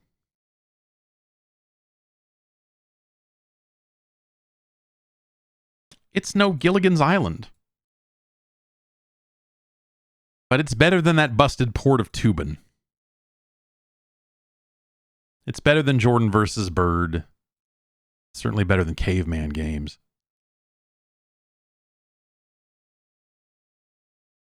Let's do the math on it. Would I rather play roller games? 1,000%. Absolutely. Give me roller games all day long.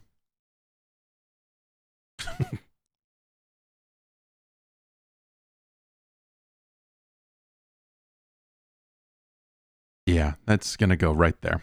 That's going to go right there.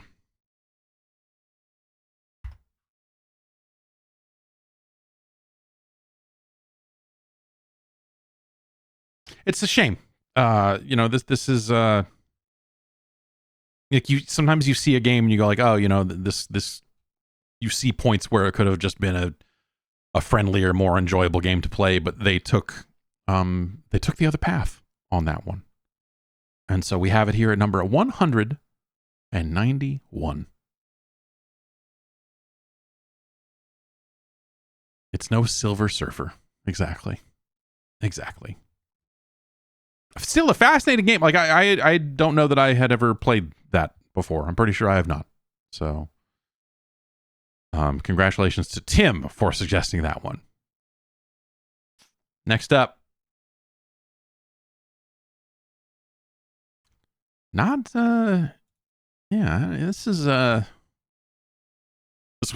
one's a banger.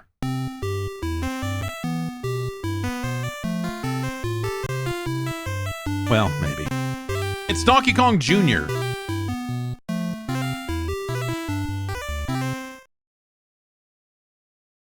We talk about Super Mario Brothers to Super Mario Brothers 2 US and how different those games are. I mean, this is, the first 3 Donkey Kong games really take you on a ride too, don't they?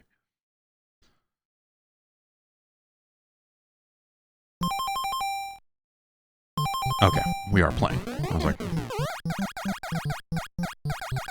so here we are. We're Donkey Kong Jr. We can run, we can jump, we can knock down the fruits.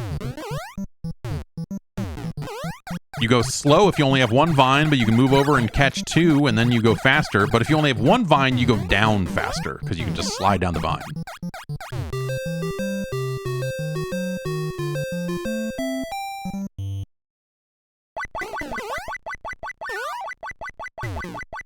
Dang it. We missed the shortcut. That's okay.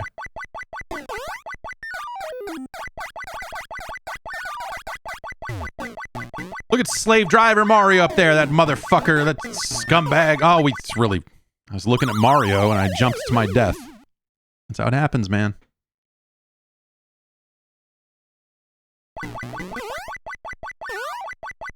There we go. Caught that shortcut.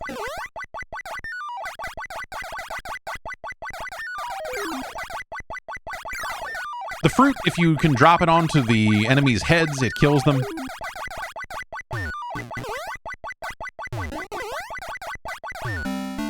And that's useful.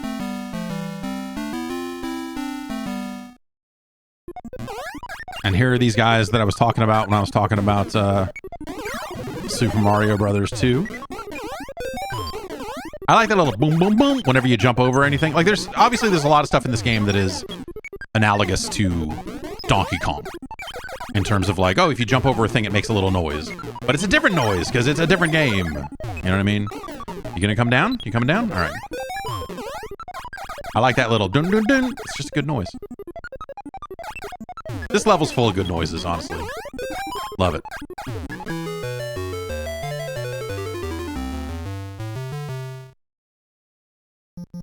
All right. Now we've got to push the keys up into the locks. Try to free Donkey Kong once and for all.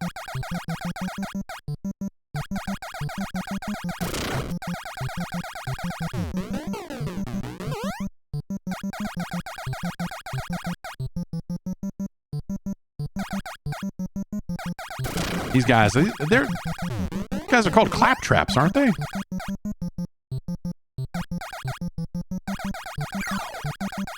Or are they claw grips? No, that's something else, right? All right. Uh-oh. Got him. And Mario is dead. That's a full loop of Donkey Kong Jr. And now you get to do it again. Much like Donkey Kong, 4 levels.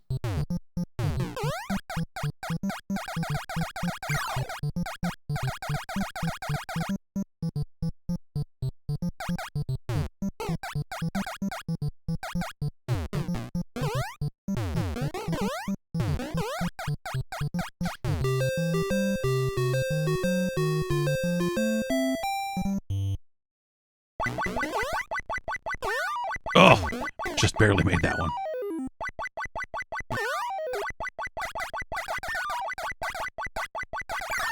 So, you know, second time through, more birds.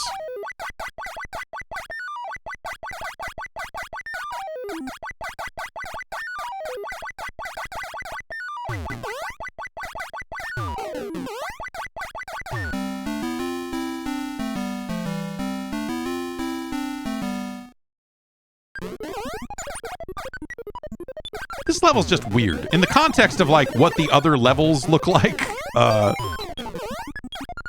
have this, like, I don't know, laboratory level, or I don't know what we want to call this.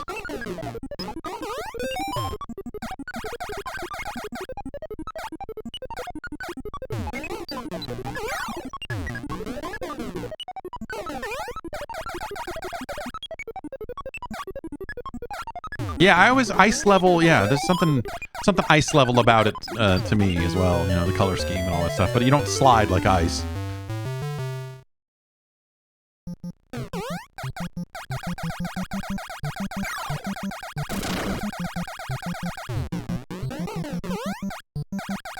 Donkey Kong Jr. runs a little more clumsily than Mario did in Donkey Kong.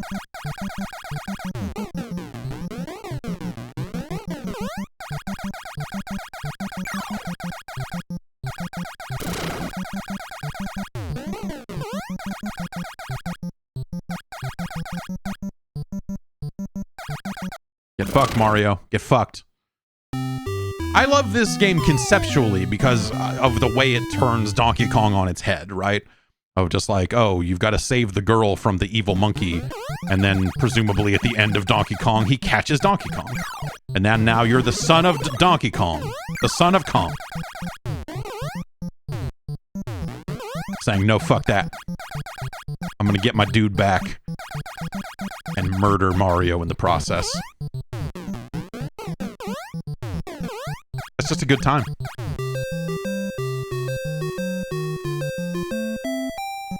Where's Pauline in all of this? I don't know. She's, you know, she's escaped.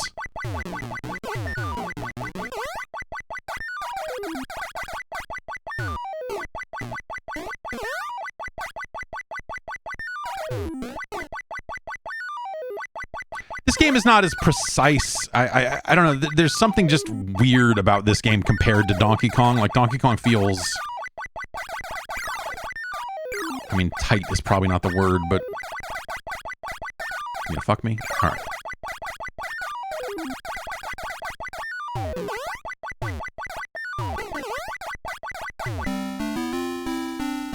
Yeah, Mario became overcome with monkey madness, and Pauline left him. He became obsessed with catching this monkey. And she just couldn't bear it anymore.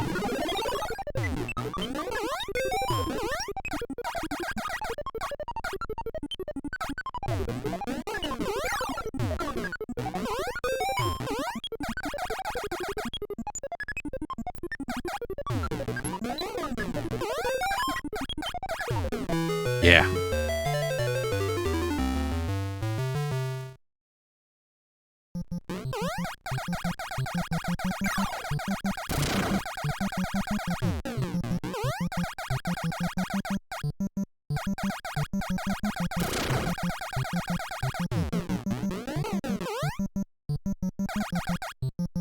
A lot of Donkey Kong cabinets got converted to Donkey Kong Jr. machines in arcades, and so it was this weird phenomenon where, like, you know, yeah, this game is cool, but, like, I thought then, even, that Donkey Kong was just a better game. Oh, jeez. Okay, we're good. Whew.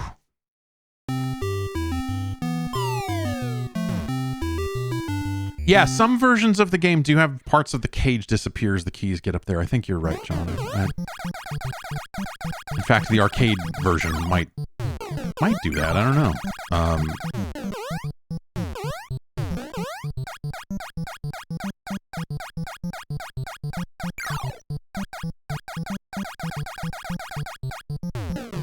I like the look of Donkey Kong Jr. as he jumps and as he climbs up things. He's just a real silly looking little monkey dude. This is a cool dude. I don't know, man. What do you want? Ugh! Oh, we touched it and then fell. That's the worst.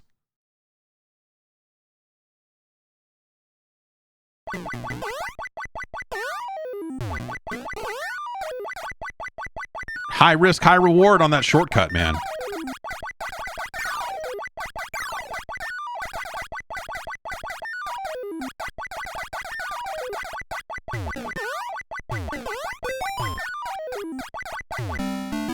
Yeah.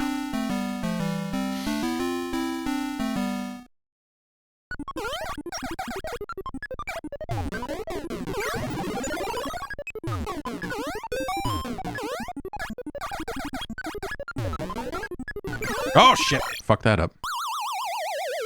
Oh.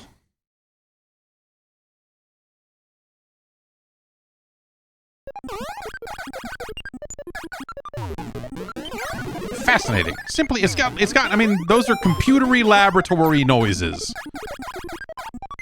Fascinating. Simply fascinating, you know?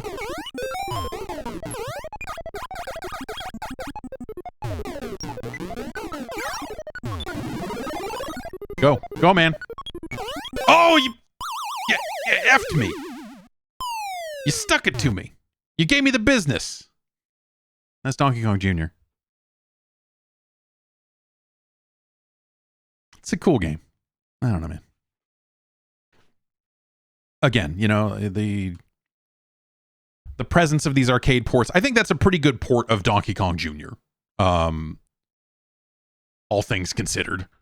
That's a solid version of that game. Game B in all these games just kind of start you know, it's harder, basically.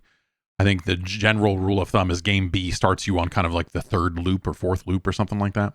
So it's like you go up levels of difficulty.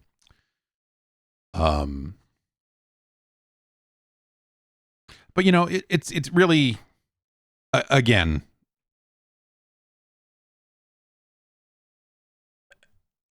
for the amount of money they were charging for these cartridges and all of that sort of stuff, you know, it's a solid arcade port for like too much money compared to the other things available on the platform. And so it's just, that's really limiting, you know. Again, that arcade game, yeah, it was like 1982, 83 in the US maybe. And this version doesn't come out in Japan until probably like 84. And then, of course, you know, it's not really widely available in the States until like 87 or something. So like by that point, Donkey Kong Jr. had been ported to all of the computers and previous consoles. The Atari 2600 and, you know, the Atari home computers and all that sort of stuff all got their own versions of Donkey Kong Jr. And so in some ways, this is kind of, at the time, this was the definitive port of it because it was so much better than ColecoVision and all of that other stuff. But it's not enough. It's just not enough. And so I think it just kind of, it sandwiches into, you know, it really, you know, we've made this ruling before for the same reasons on a lot of these other games, right? And so I think it's pretty easy to see that it's going to end up somewhere in the middle of all this stuff. It's not as good as Donkey Kong. That's for sure. Is Donkey Kong Jr. better than Burger Time? That's a weird concept. I don't think it is. That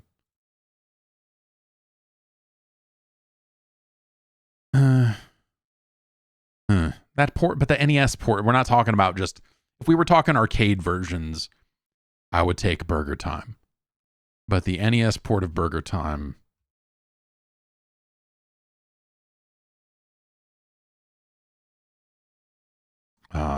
is sort of a different story there. So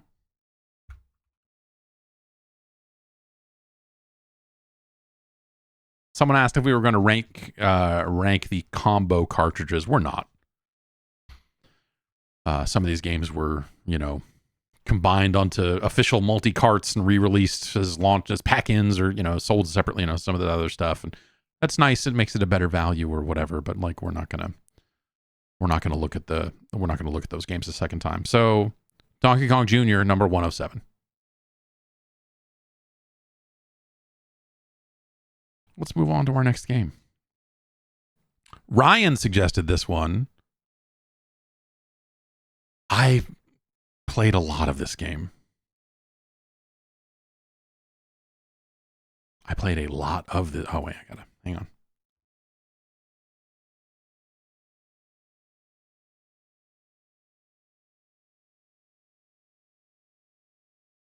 It's NES Play Action Football. This was Nintendo's first party football game.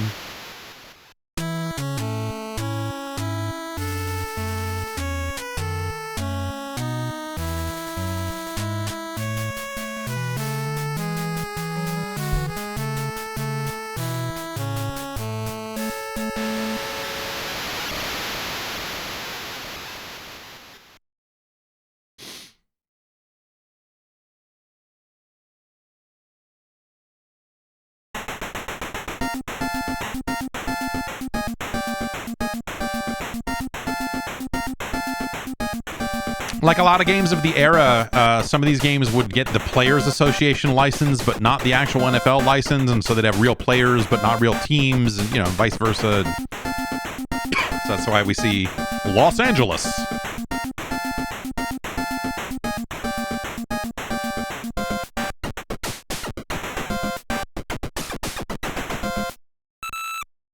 This is an isometric game, by the way, if you weren't aware.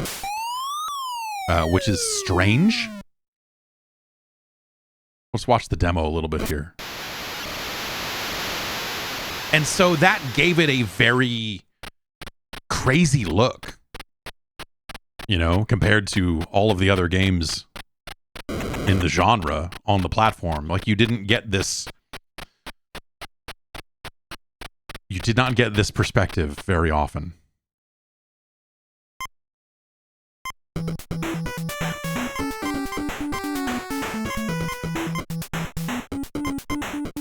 The Oilers.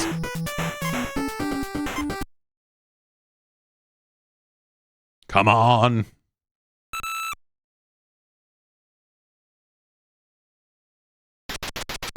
I can't remember if I need to mash a button to run or not. We'll find out.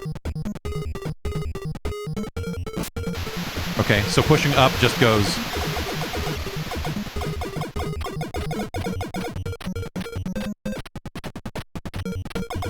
So I think we can mash the button to try to mash our way through blocks.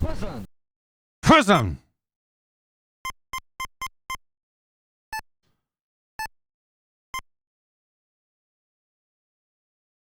Oh, do we want to flip the play? Yeah. Ready, set, hut, hut, hut, hut, hut.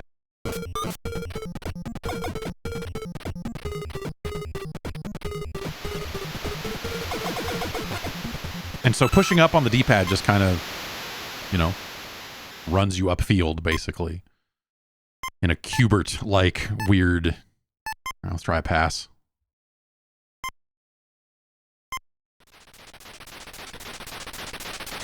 Ready, set, hut. I'm not sure. Okay, obviously I need to hit the other button to pass, but...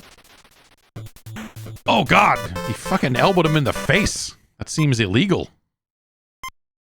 Let's try another pass here. You button hooked me.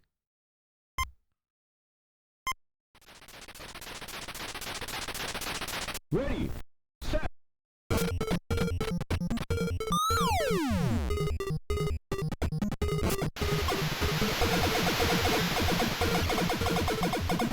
I don't know if mashing this button's making me run faster or not, but we're gonna go. Oh.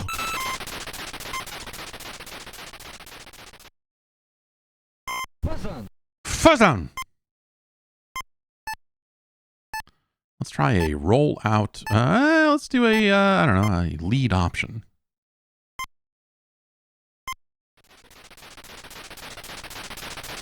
Ready, set.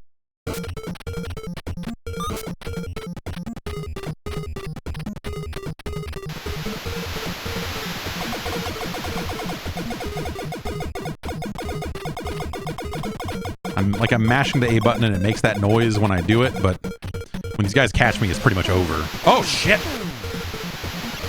I have... Okay, can I change players here? What... No, I can...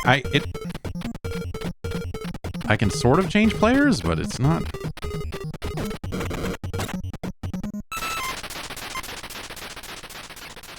Brutal. Buzzer.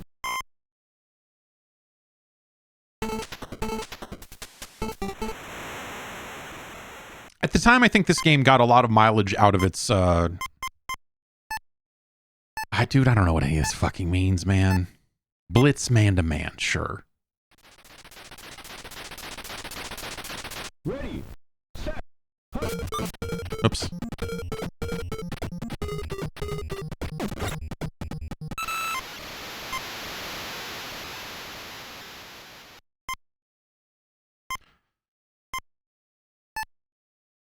Stunt 3 deep.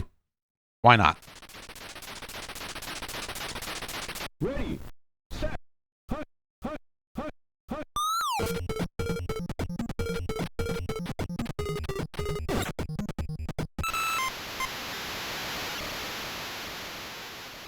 Ronnie Lott, baby.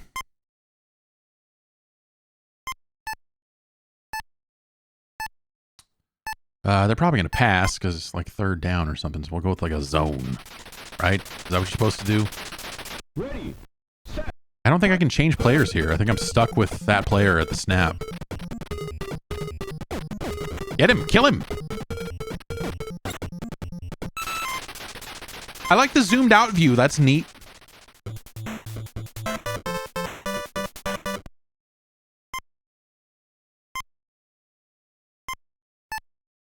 Do I not pick punt return here? What? Isn't it fourth down? Ready. Set. Hut. Hut. Hut. No, you're just going for it on 4th and 17, huh? And running the ball.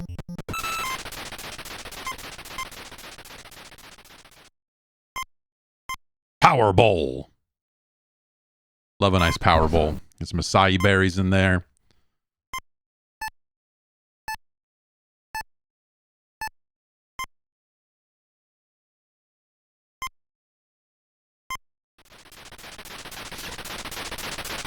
Ready. Set. Yeah, I will say, you know, it gives you a really good view of the field, you know? It's hard to catch those passes sometimes.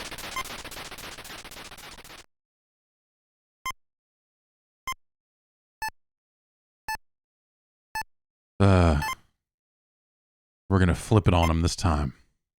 They'll never see it coming, baby. Ready. Set. Hut.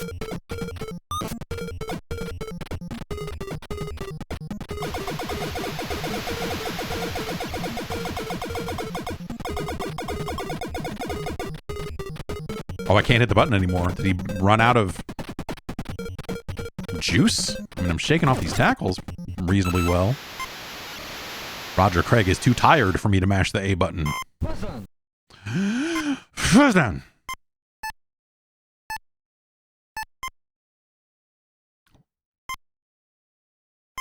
Well, suck it up, Roger. You're getting the ball again. Ready. Set. Hut.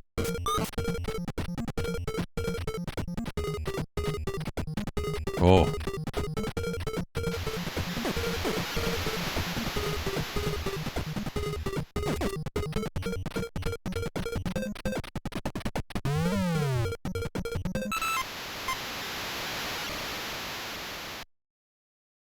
Buzzer. Not even any kind of celebration there, just... Wait, did I? It's first and goal. He didn't fucking make it in. I dove.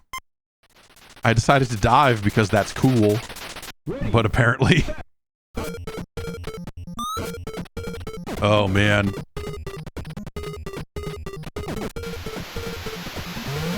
I did it again. Touchdown. Okay.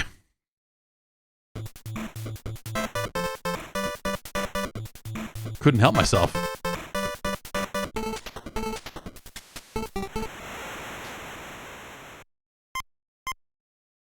Roger Craig is tired. Ready.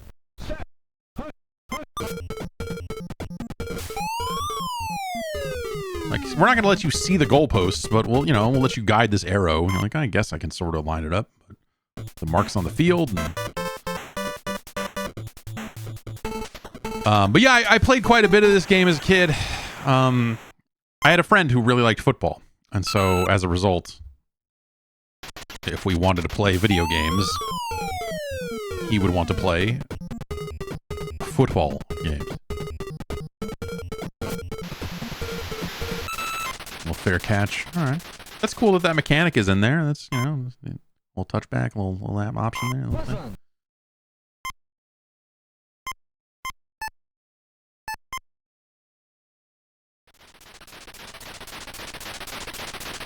And so we would play this. We'd play a lot more Tech Mobile, but like there were so many football games and so many other games just coming out all the time that you would pick up a different one and play that one for a while, and you really kind of, I don't.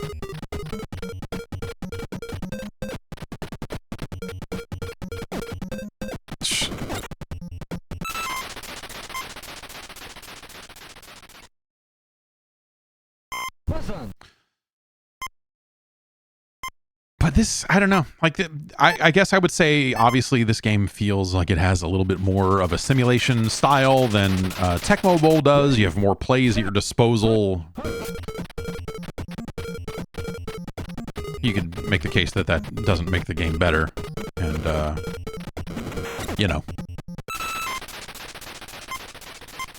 probably wouldn't be wrong. It feels a little sluggish, I'll say.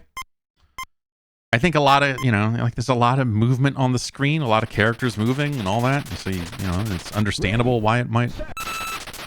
Oh.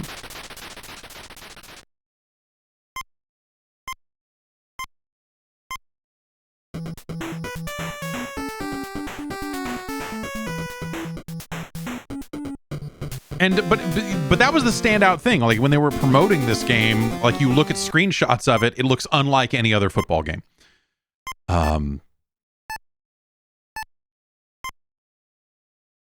Is that better? Is this better? Are we seeing more of the field there in that close-up view? I left those guys wide open.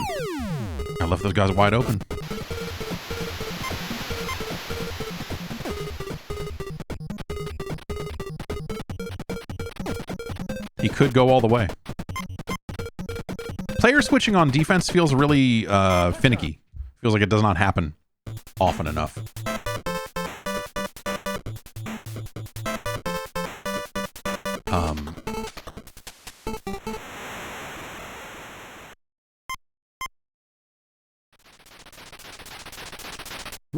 And I like the zoomed out view. Like when you're passing, I think gives you a good look at the field. It gives you a good visibility into what the fuck is happening in that play.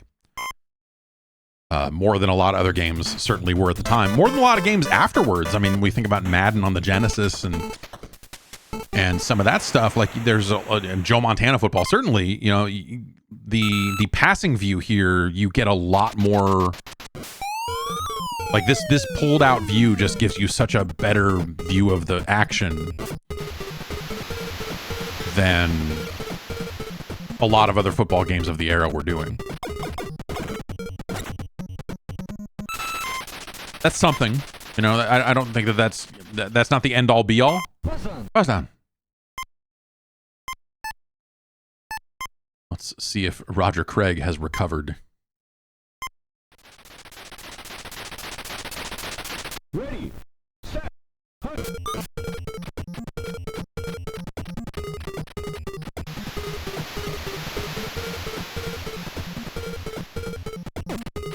He's still tired. He must be, because I'm hitting the A button and nothing's happening. It's not making that noise anymore. I must have used it all up. Yeah, he's still blinking right. You had a lot of time on the bench there, buddy, during that last series. All right, we'll pass.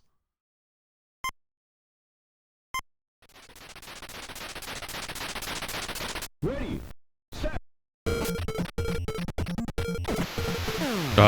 Oh no. Oh no.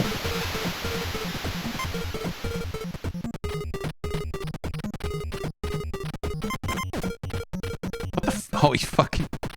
All right. Jeez.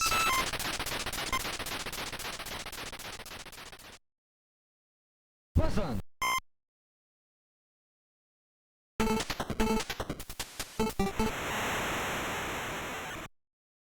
Well, that's just annoying. Because I don't want to play defense anymore. In fact, Ready, set, I think we're just about good here.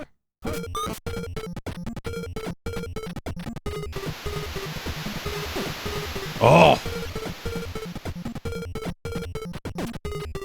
The controls are a little awkward when you're doing these diagonal runs because, you know, of the way that kind of diagonal view. touchdown.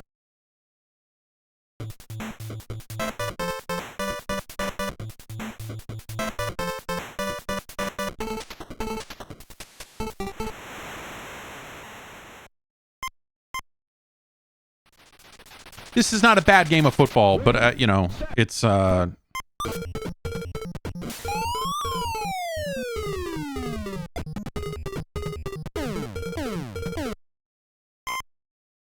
very slow going.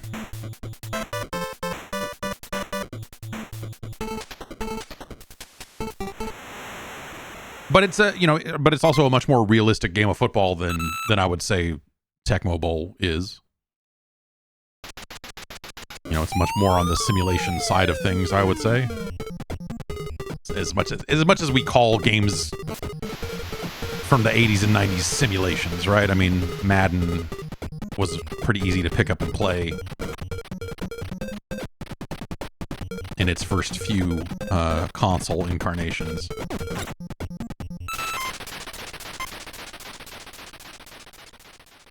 Let's try to throw one more pass here.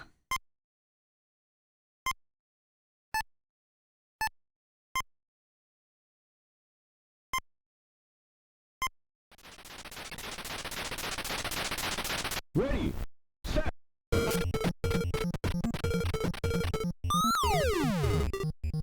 Is the arrow where it's going to drop? Like, it's not always clear what...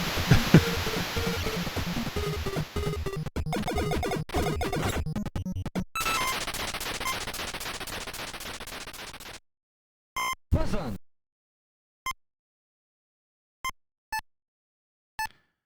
All right, one more passing play here just to mess with the passing a little bit here before we put it on the list. Ready, set. Oh, geez, right. This ain't Tecmo Bowl. You can't just keep backing up. All right. NES play action football.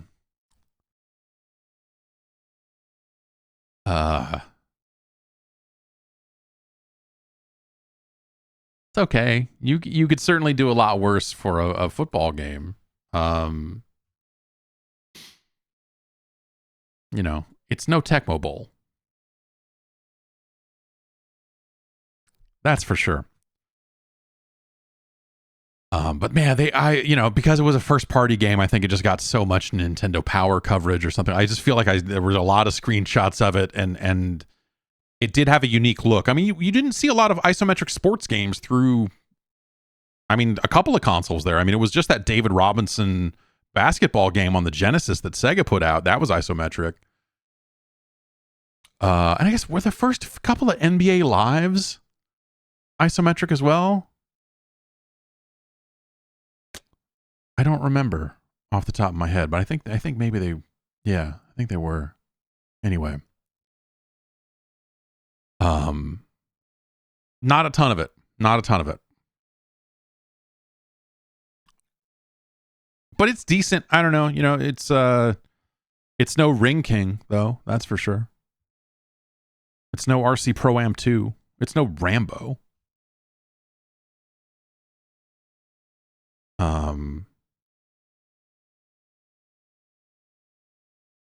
You know, MC Kids is probably a better game there. Excite Bike is certainly a better game there. But this is the spot though that we're getting. It's no Cabal. That's a pretty good, neat little version of Cabal. But it has more going on than baseball. This is one of those things where, like, me personally, Baseball is I would much rather play this baseball game because I have a history with it and so on and so forth. I guess I have a history with Pro Action Replay or Pro Action Football as well. I have a history with Pro Action Replay as well while we're talking about it. But Play Action Football is a better game than this baseball game. It's better than 10-Yard Fight. It's better than Space Shuttle Project. It's better than 8 Eyes. I played a little more 8 Eyes after the stream last week, and I actually beat a stage. You just got to take them in the right order, you know, like anything. Real Mega Man kind of approach to it. 8 Eyes is still just a fucking mess.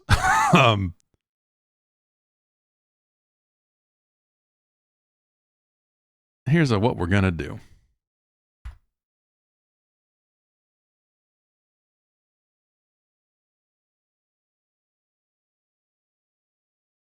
We're going to put it right there.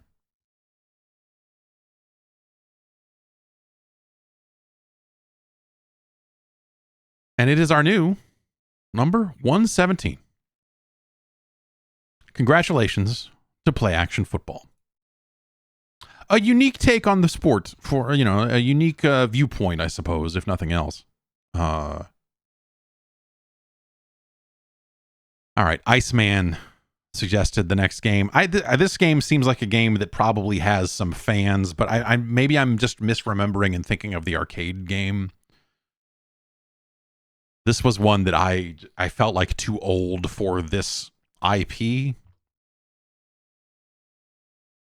But it's a game from Continuity Graphics Associates called Bucky O'Hare.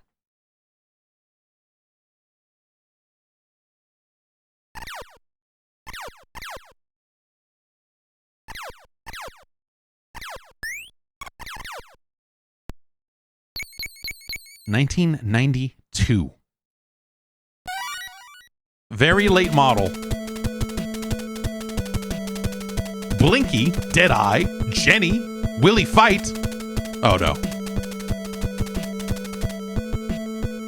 The Willie Fight would be a much better name. From the Toad Menace. So this is like the anti-battle toads.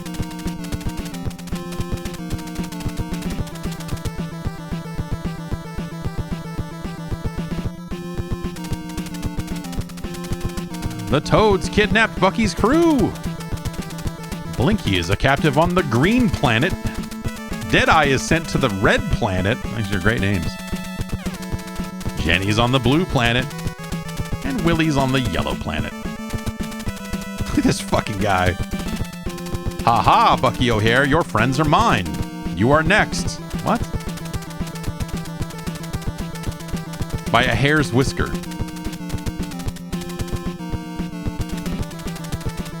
And this was like a cartoon, right? I mean, like...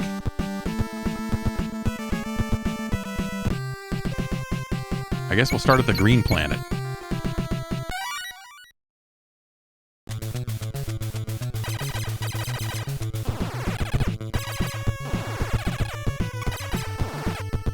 Why does he jump? Why if I charge up this shot, why does he jump?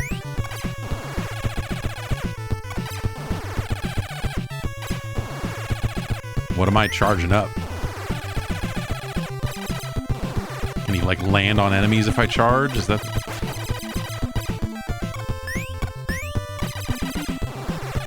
Does he jump better? No.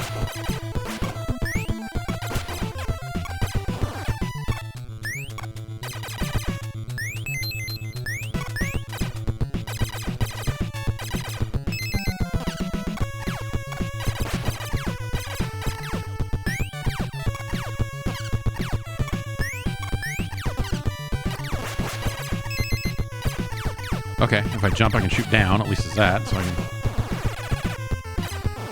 I don't know what this does.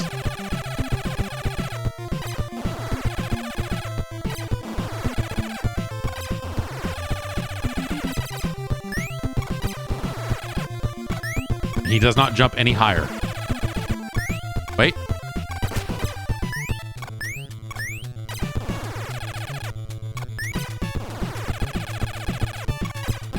How did I make it that time, but not... Okay, so maybe it is just a charged jump, but it's weird.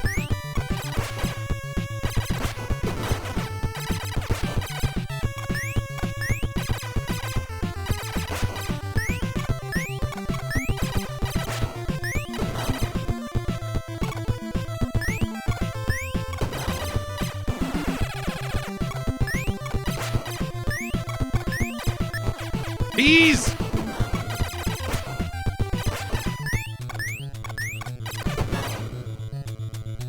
It's fucked up what that spider did to me.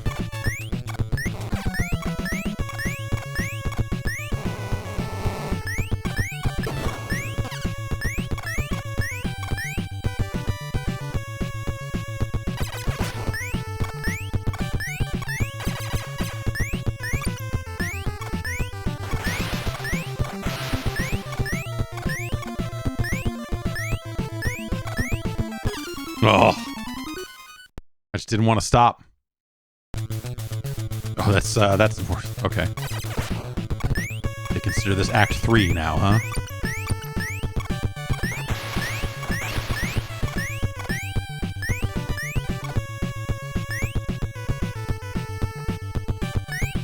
It's like frickin' Jungle Hunt over here.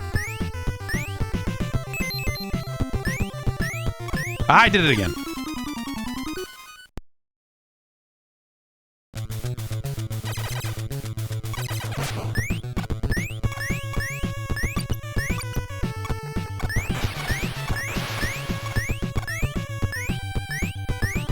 No.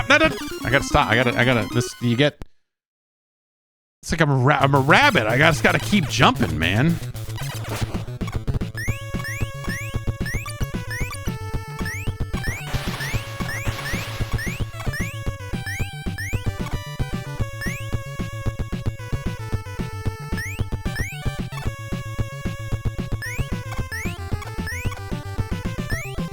The top of that jump feels a little imprecise, like in terms of just like how high you can get up there. It seems like for some reason I'm occasionally able to...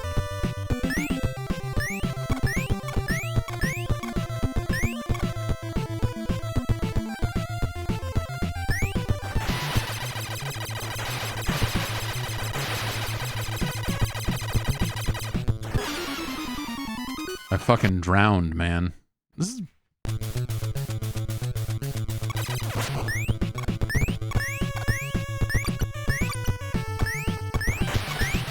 Instant death on the water is kind of...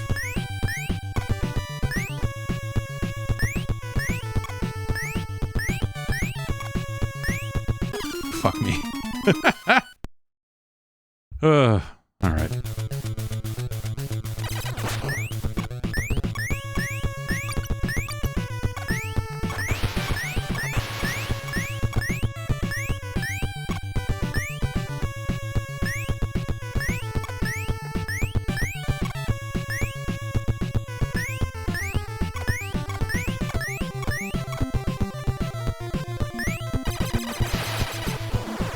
Oh, no, I shouldn't have done that. Yeah, I should not have charged up the thing that makes me jump.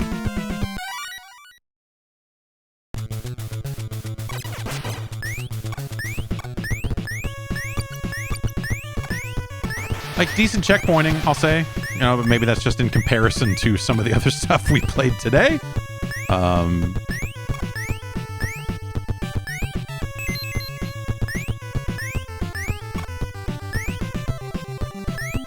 But, you know, instant death on water, kind of, you know,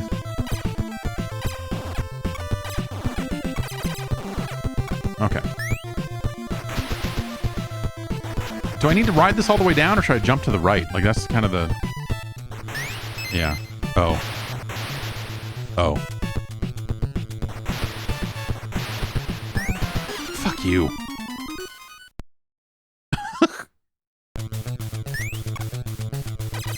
Okay, let's not jump off this time.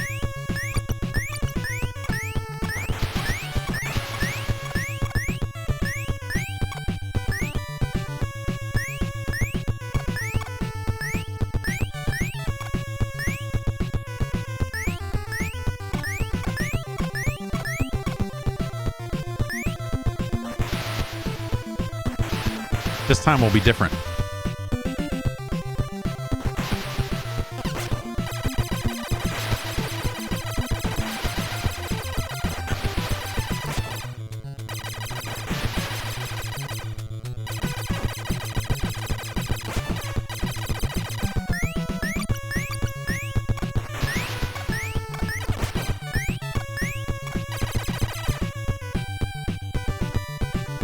What am I looking at?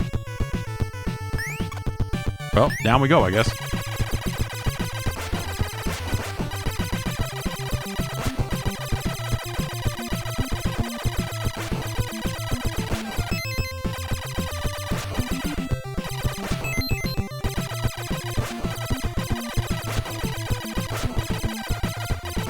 This is long. This is a cool shot. Look at it, you know. This game for it's you know, mostly black backgrounds, like it's a little plain. Oh, you fuckers. But that's cool, man. Look at how, you know, this kind of constant flow of ships, and they're really big.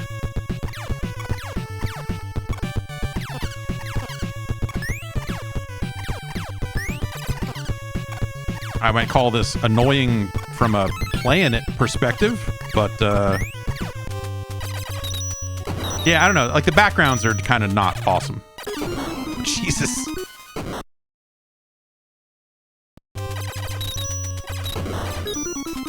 Oh, okay. So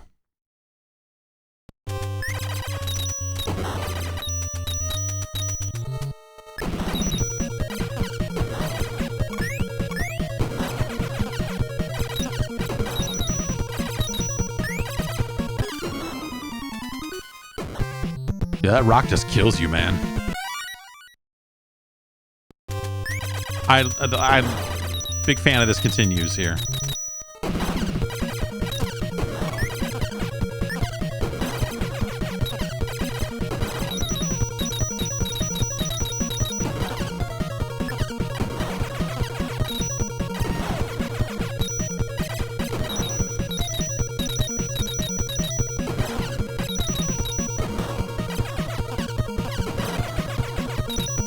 Ah. Yeah, don't jump there. Okay. All right.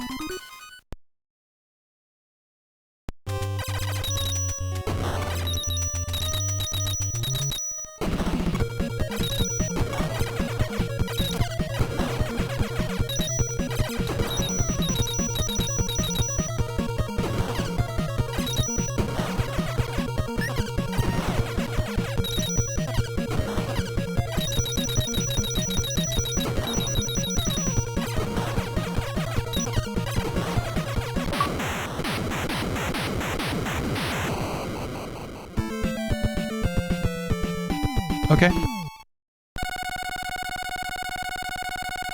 It's a little tough, you know, but at least the continues and checkpoints and that sort of stuff feel like it'll just let you bang your head against it. Smash walls of ice and stone.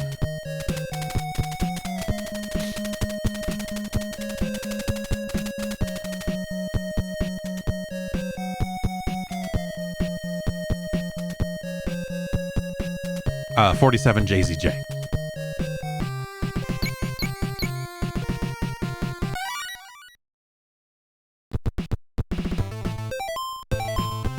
Oh, I just change into this guy, huh?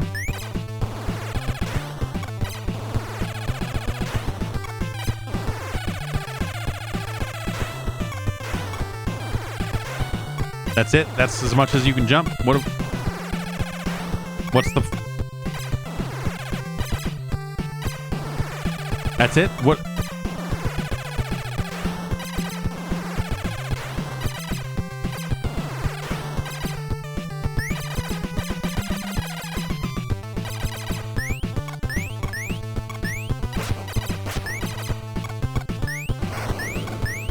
Uh-oh.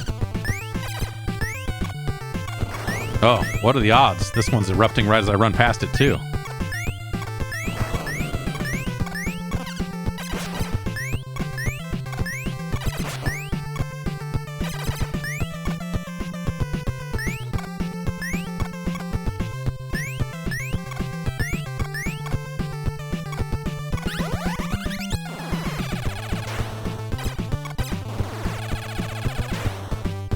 That's not better.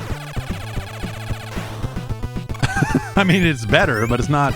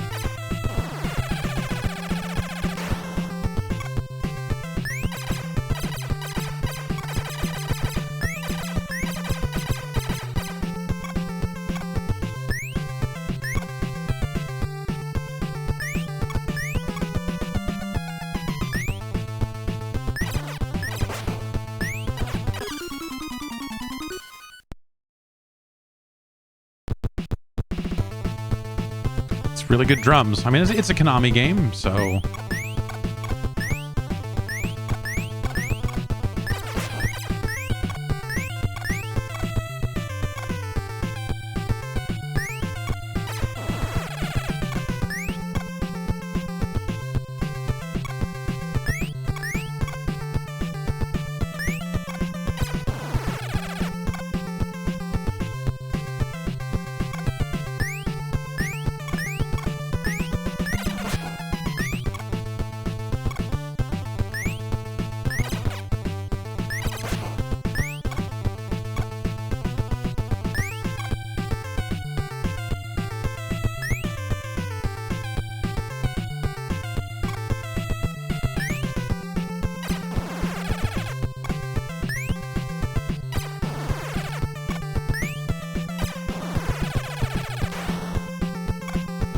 Sucks.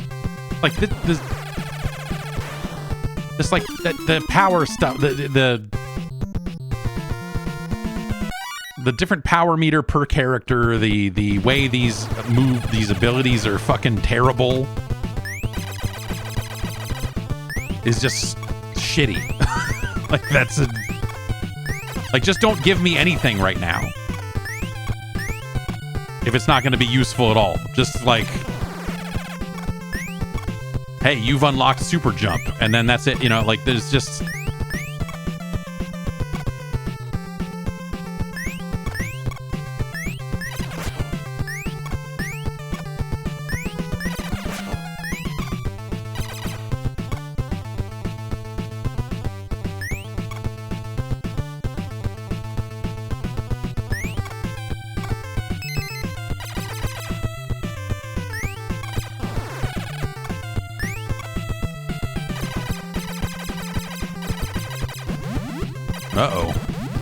Uh-oh. Oh. That's, fucked.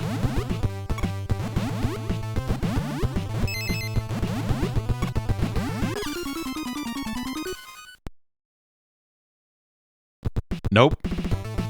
You kidding me?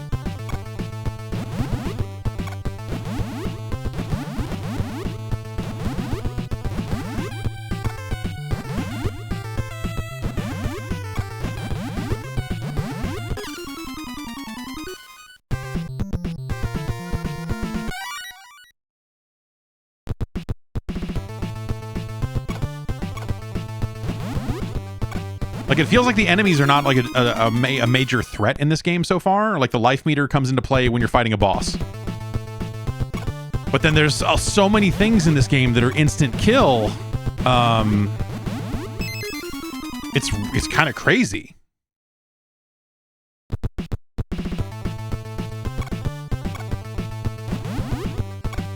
Like, you see now why they were like, oh, let's have really, you know, generous checkpoints and all of that sort of stuff.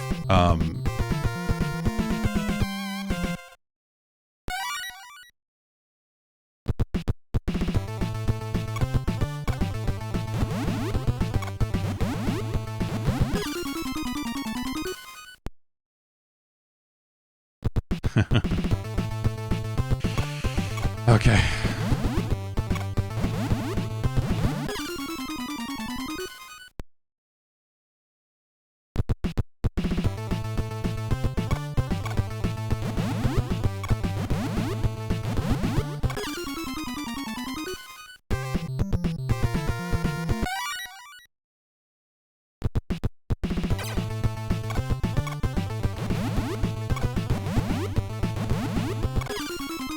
I accidentally pushed to the left there for a second. Like, the window is so tight too, right out of the gate. Like, that's, you know, there's no like ramp up of like, hey, there's gonna be, you know, you're gonna get this, and then we're gonna throw you to the wolves. It's like, no, if you for a second move in the wrong direction, you're done.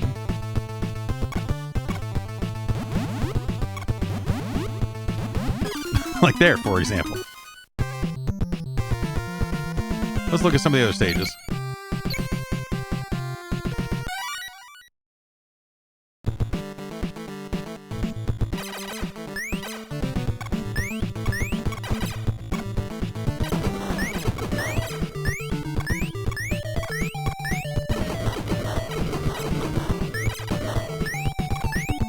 I mean, he's got the weapon that...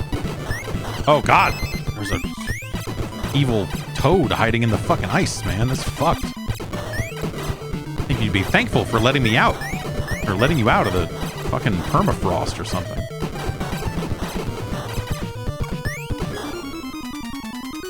So those, that's not you can't stand there, I guess, huh?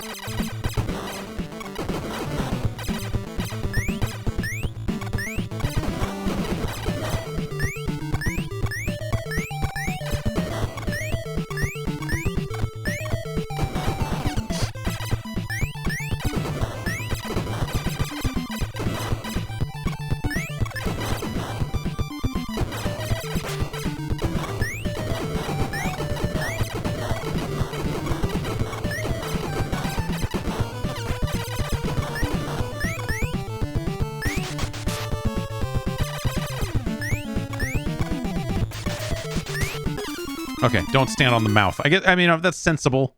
We had to find out.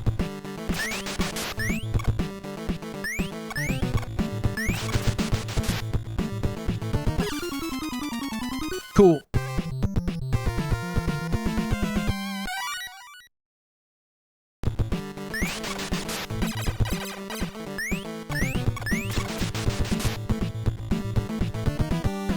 Oh, yeah, I gotta wait for it to... Well, what do I gotta wait for it to do?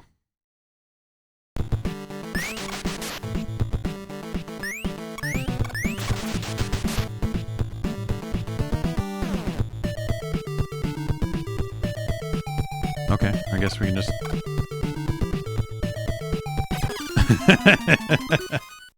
I was trying to get up to the edge and then maybe hover, but I guess I just gotta go, huh?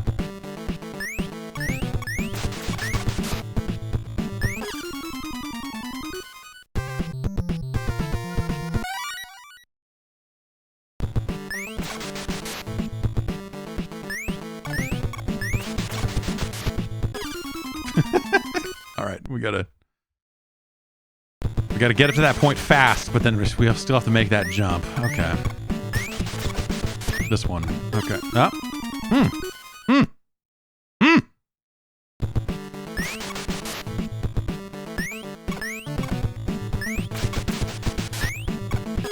So I guess I should wait there. And then, because once I'm on the other side, I'm clear. So I can just like stand there and let the snakes snake. As long as I'm right. Ah, you fuckface. like it's icy, so like the snakes are just a little slippery.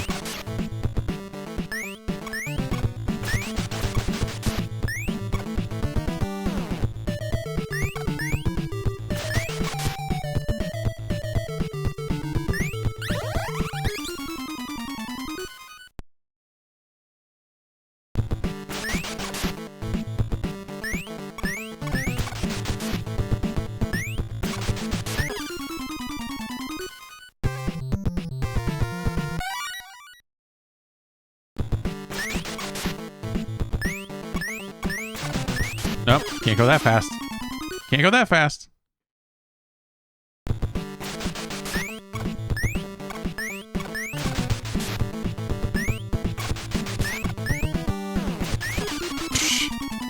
Dude, fuck this game.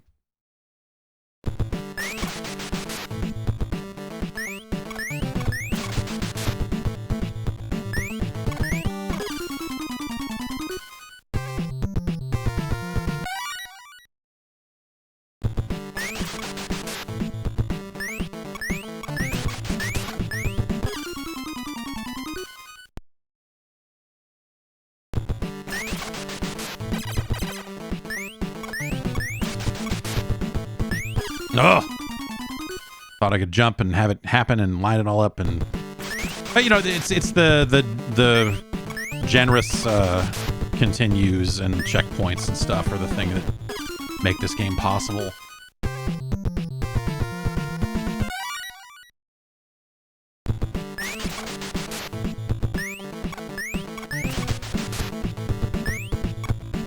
Okay, so can I?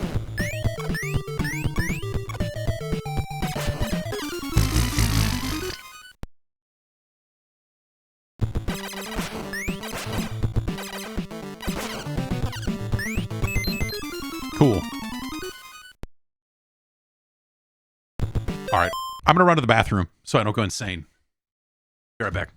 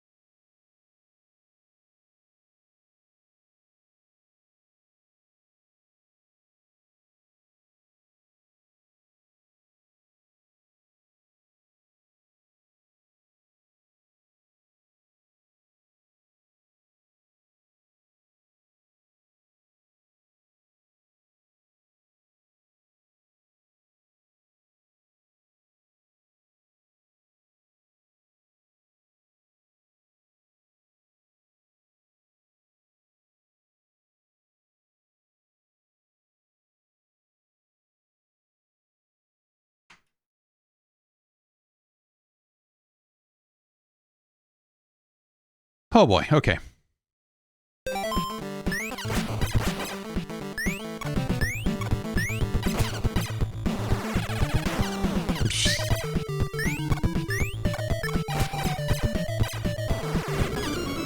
Ah!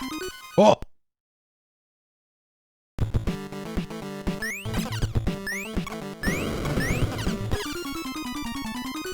Maybe if I switch back to Bucky O'Hare.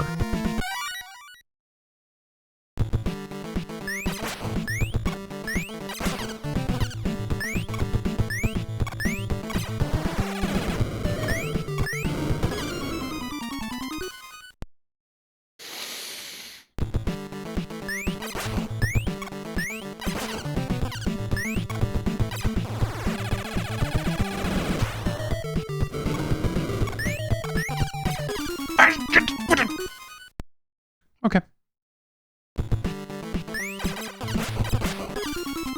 I see.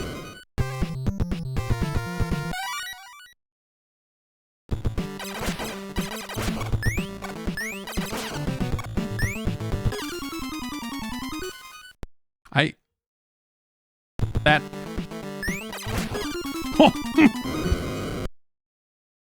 Ice is annoying. A lot of this is annoying. There's a lot of like, I pushed the jump button, but instead I fell off that ledge and fell to my death.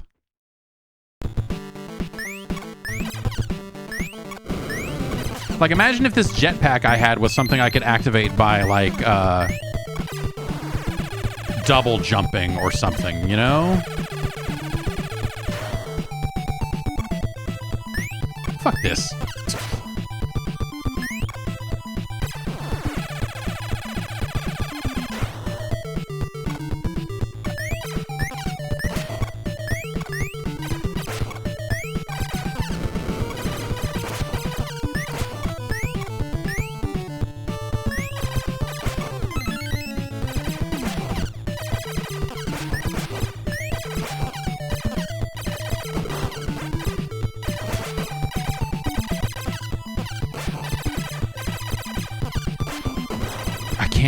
Up while I'm moving left and right. Oh, I can't hit that thing anyway, so I guess it doesn't matter.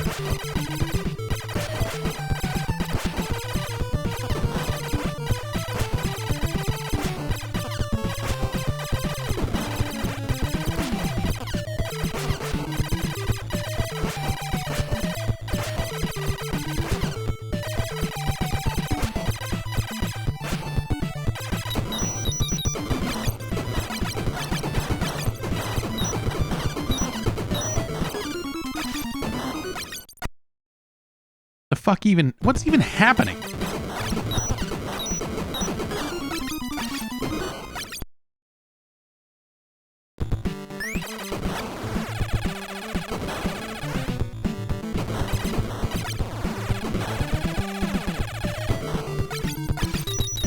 Oh, they're just invincible because of the mechanics they want to have in this segment. These guys are just invincible. What a fucking awesome game.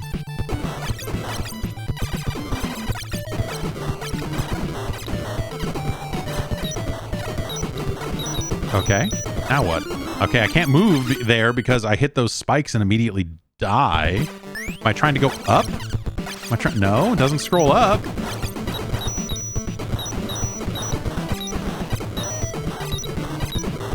Do I need the spiked ball man to throw his spiked balls?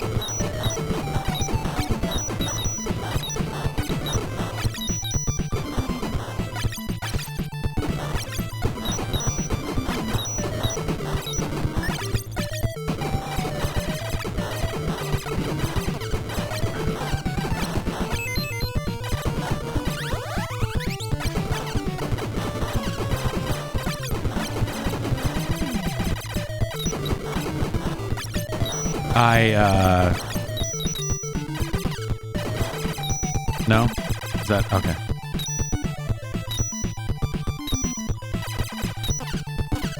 That's also not the end of the level, unfortunately. This is a... It's a fucking mess, dude.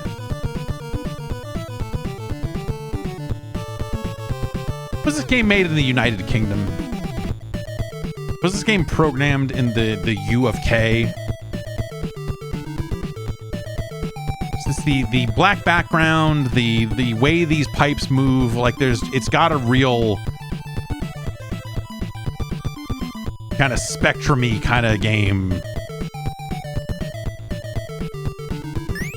Japan? Okay. Haha! The spikes. It's a case where, like, you know, those spikes look like background elements. They don't look like something that should immediately kill you.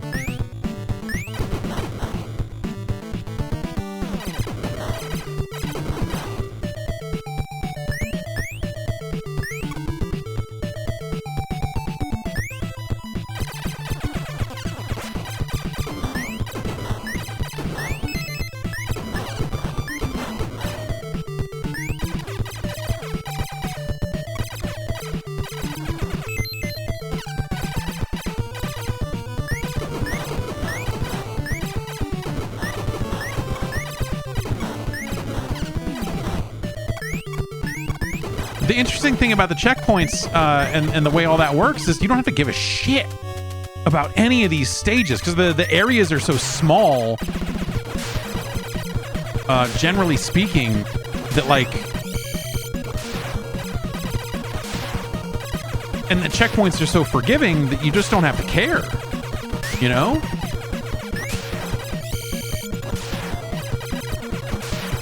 Like here, obviously life matters and you gotta, you know, you gotta play it a certain way and whatever else, but like, oh. Act 10. Fuck out of here. Act 10.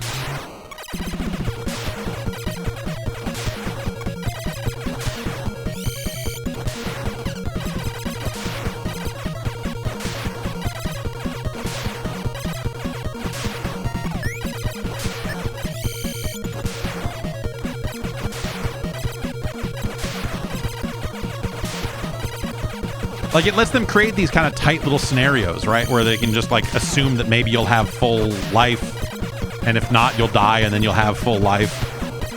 And you just need to get through this specific section, right? And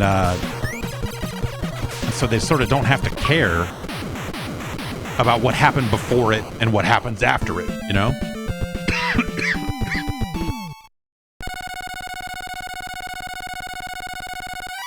There is something kind of cool about that, you know? And I think, it, you know, it makes for, I don't know, like all of it kind of lines up at a certain point, right? Okay, we can croak all the toads with my Beam Blaster and Toad Turbo Ball. Okay. KPJ.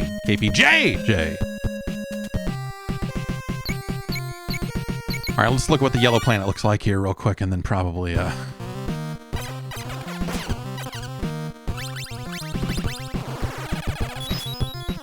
oh, I can just move that around, huh? But not for long, because I don't have enough power. Like, this element of the game, I think, is really, shitty. Like, hey, get this ability that's there for, like, barely any time and doesn't really do much of anything, and...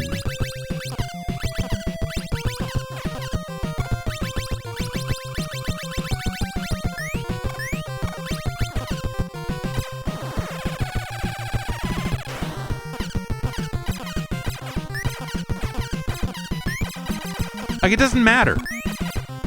That's maybe the other thing, is like, you know, some of these levels are just gonna like... Yeah, I could get that life, but like, whatever. If I die here, I'll start here. Because the checkpoints are so fucking forgiving. It's not necessarily a bad thing, but... It does mean... Well, I do want a power coin.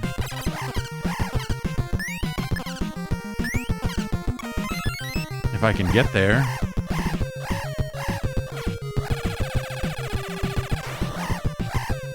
Oh. Oh, maybe I can just do that from here. Oh.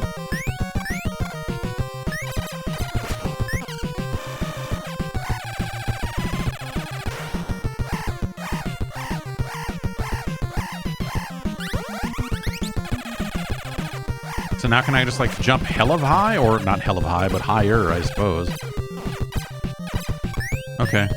Like a rabbit or something. Weird. It's neat. This game's neat. Like, at first glance, like, a lot of that stuff doesn't seem like it should work. You know?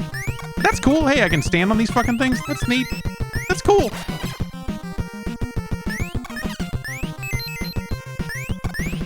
And so much of this shit is... Well, this is actually kind of a fucked little thing here. Look at that.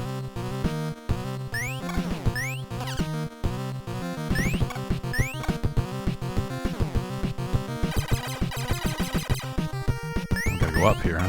All right.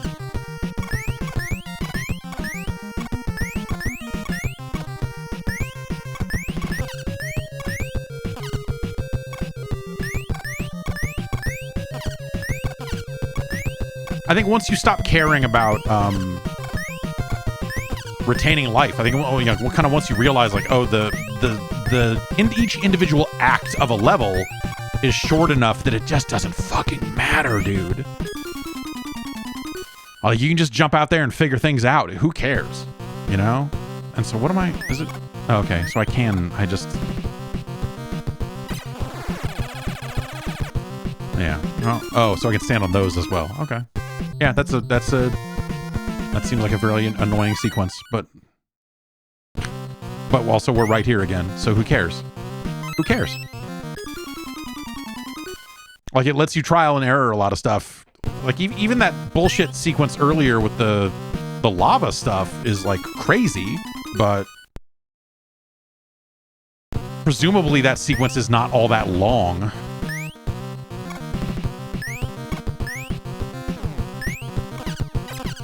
This is weird. Like, this game also, I would say, suffers from... It is not always easy to figure out what is background and what isn't. There's certain aspects of...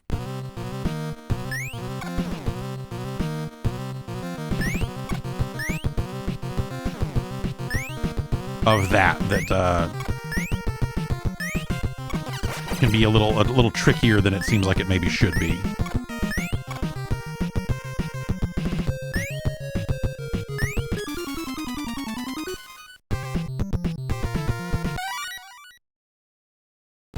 So yeah, I don't know. That's interesting. I don't know what the fuck this thing does. Something stupid. Look at my magic ball. That's Bucky O'Hare. Huh. It's a weird game. Just like structurally, you know, in terms of how they build those areas to where, like, the boss fighter, you know, like, you're in a spot where it's like act 10, like each individual thing being labeled an act is real silly.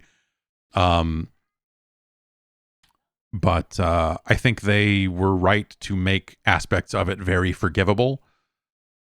I think the stuff about you having to get the P coins to level up your powers, and the powers are fucking worthless when you first get them, is not great. Not great. It looks okay. It looks all right. You know, good music. Like, it looks fine. You know, was it 92? Like, it's very late.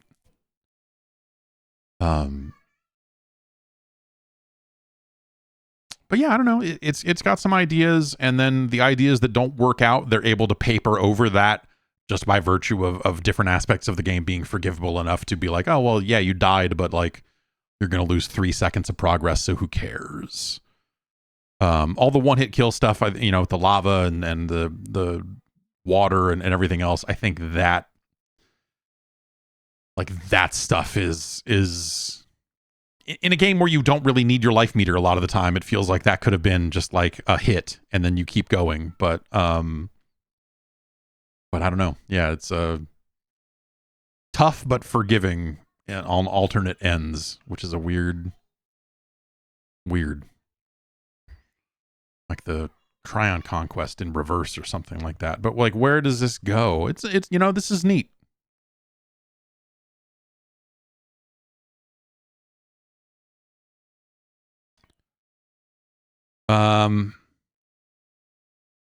It's better than Akari Warriors.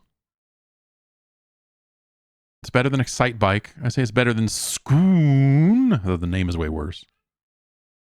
Is the full name just Bucky O'Hare? Or is it The Adventures of Bucky O'Hare? It's just Bucky O'Hare. Okay.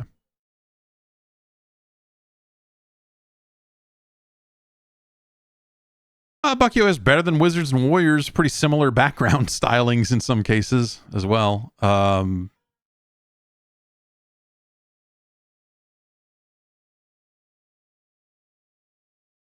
Yeah, you know, we're kind of getting, like, Shadow of the Ninjas, kind of, but yeah, it's better than that. It's better than Ring King, better than a Super Spike V-Ball. It's better than Cowboy Kid, that's for sure. It's better than Jackie Chan's Action Kung Fu. It's better than Monster Party. It's better than Astyanax. Astyanax.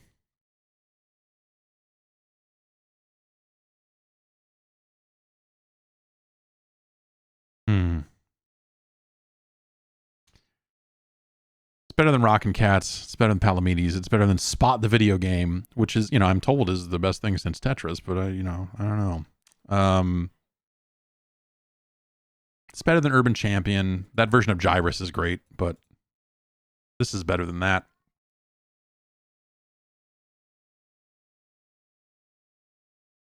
Is it better or worse than City Connection?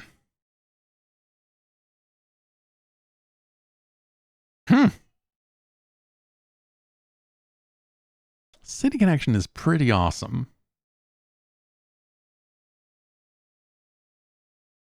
It's got that cat. It plays that music when you hit the cat.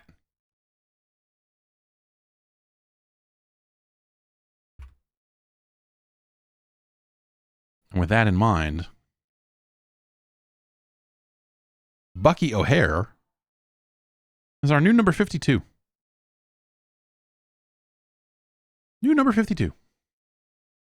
I would not have, playing that game out of the gate, I thought it was going to be way, way, way lower than that. But I think once you wrap your mind around what they're trying to do there, or rather what they ended up with, it's hard to imagine them trying to do that. It feels like a balancing act of like, okay, we made a game that's too hard. We're going to just give you infinite continues. We're going to make these checkpoints. Like, you wonder, like, what order were those elements pulled together in?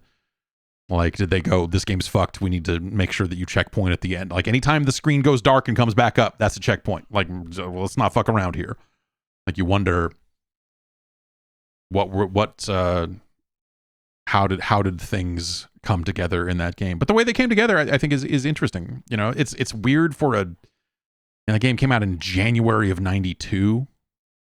February of 92 in the US.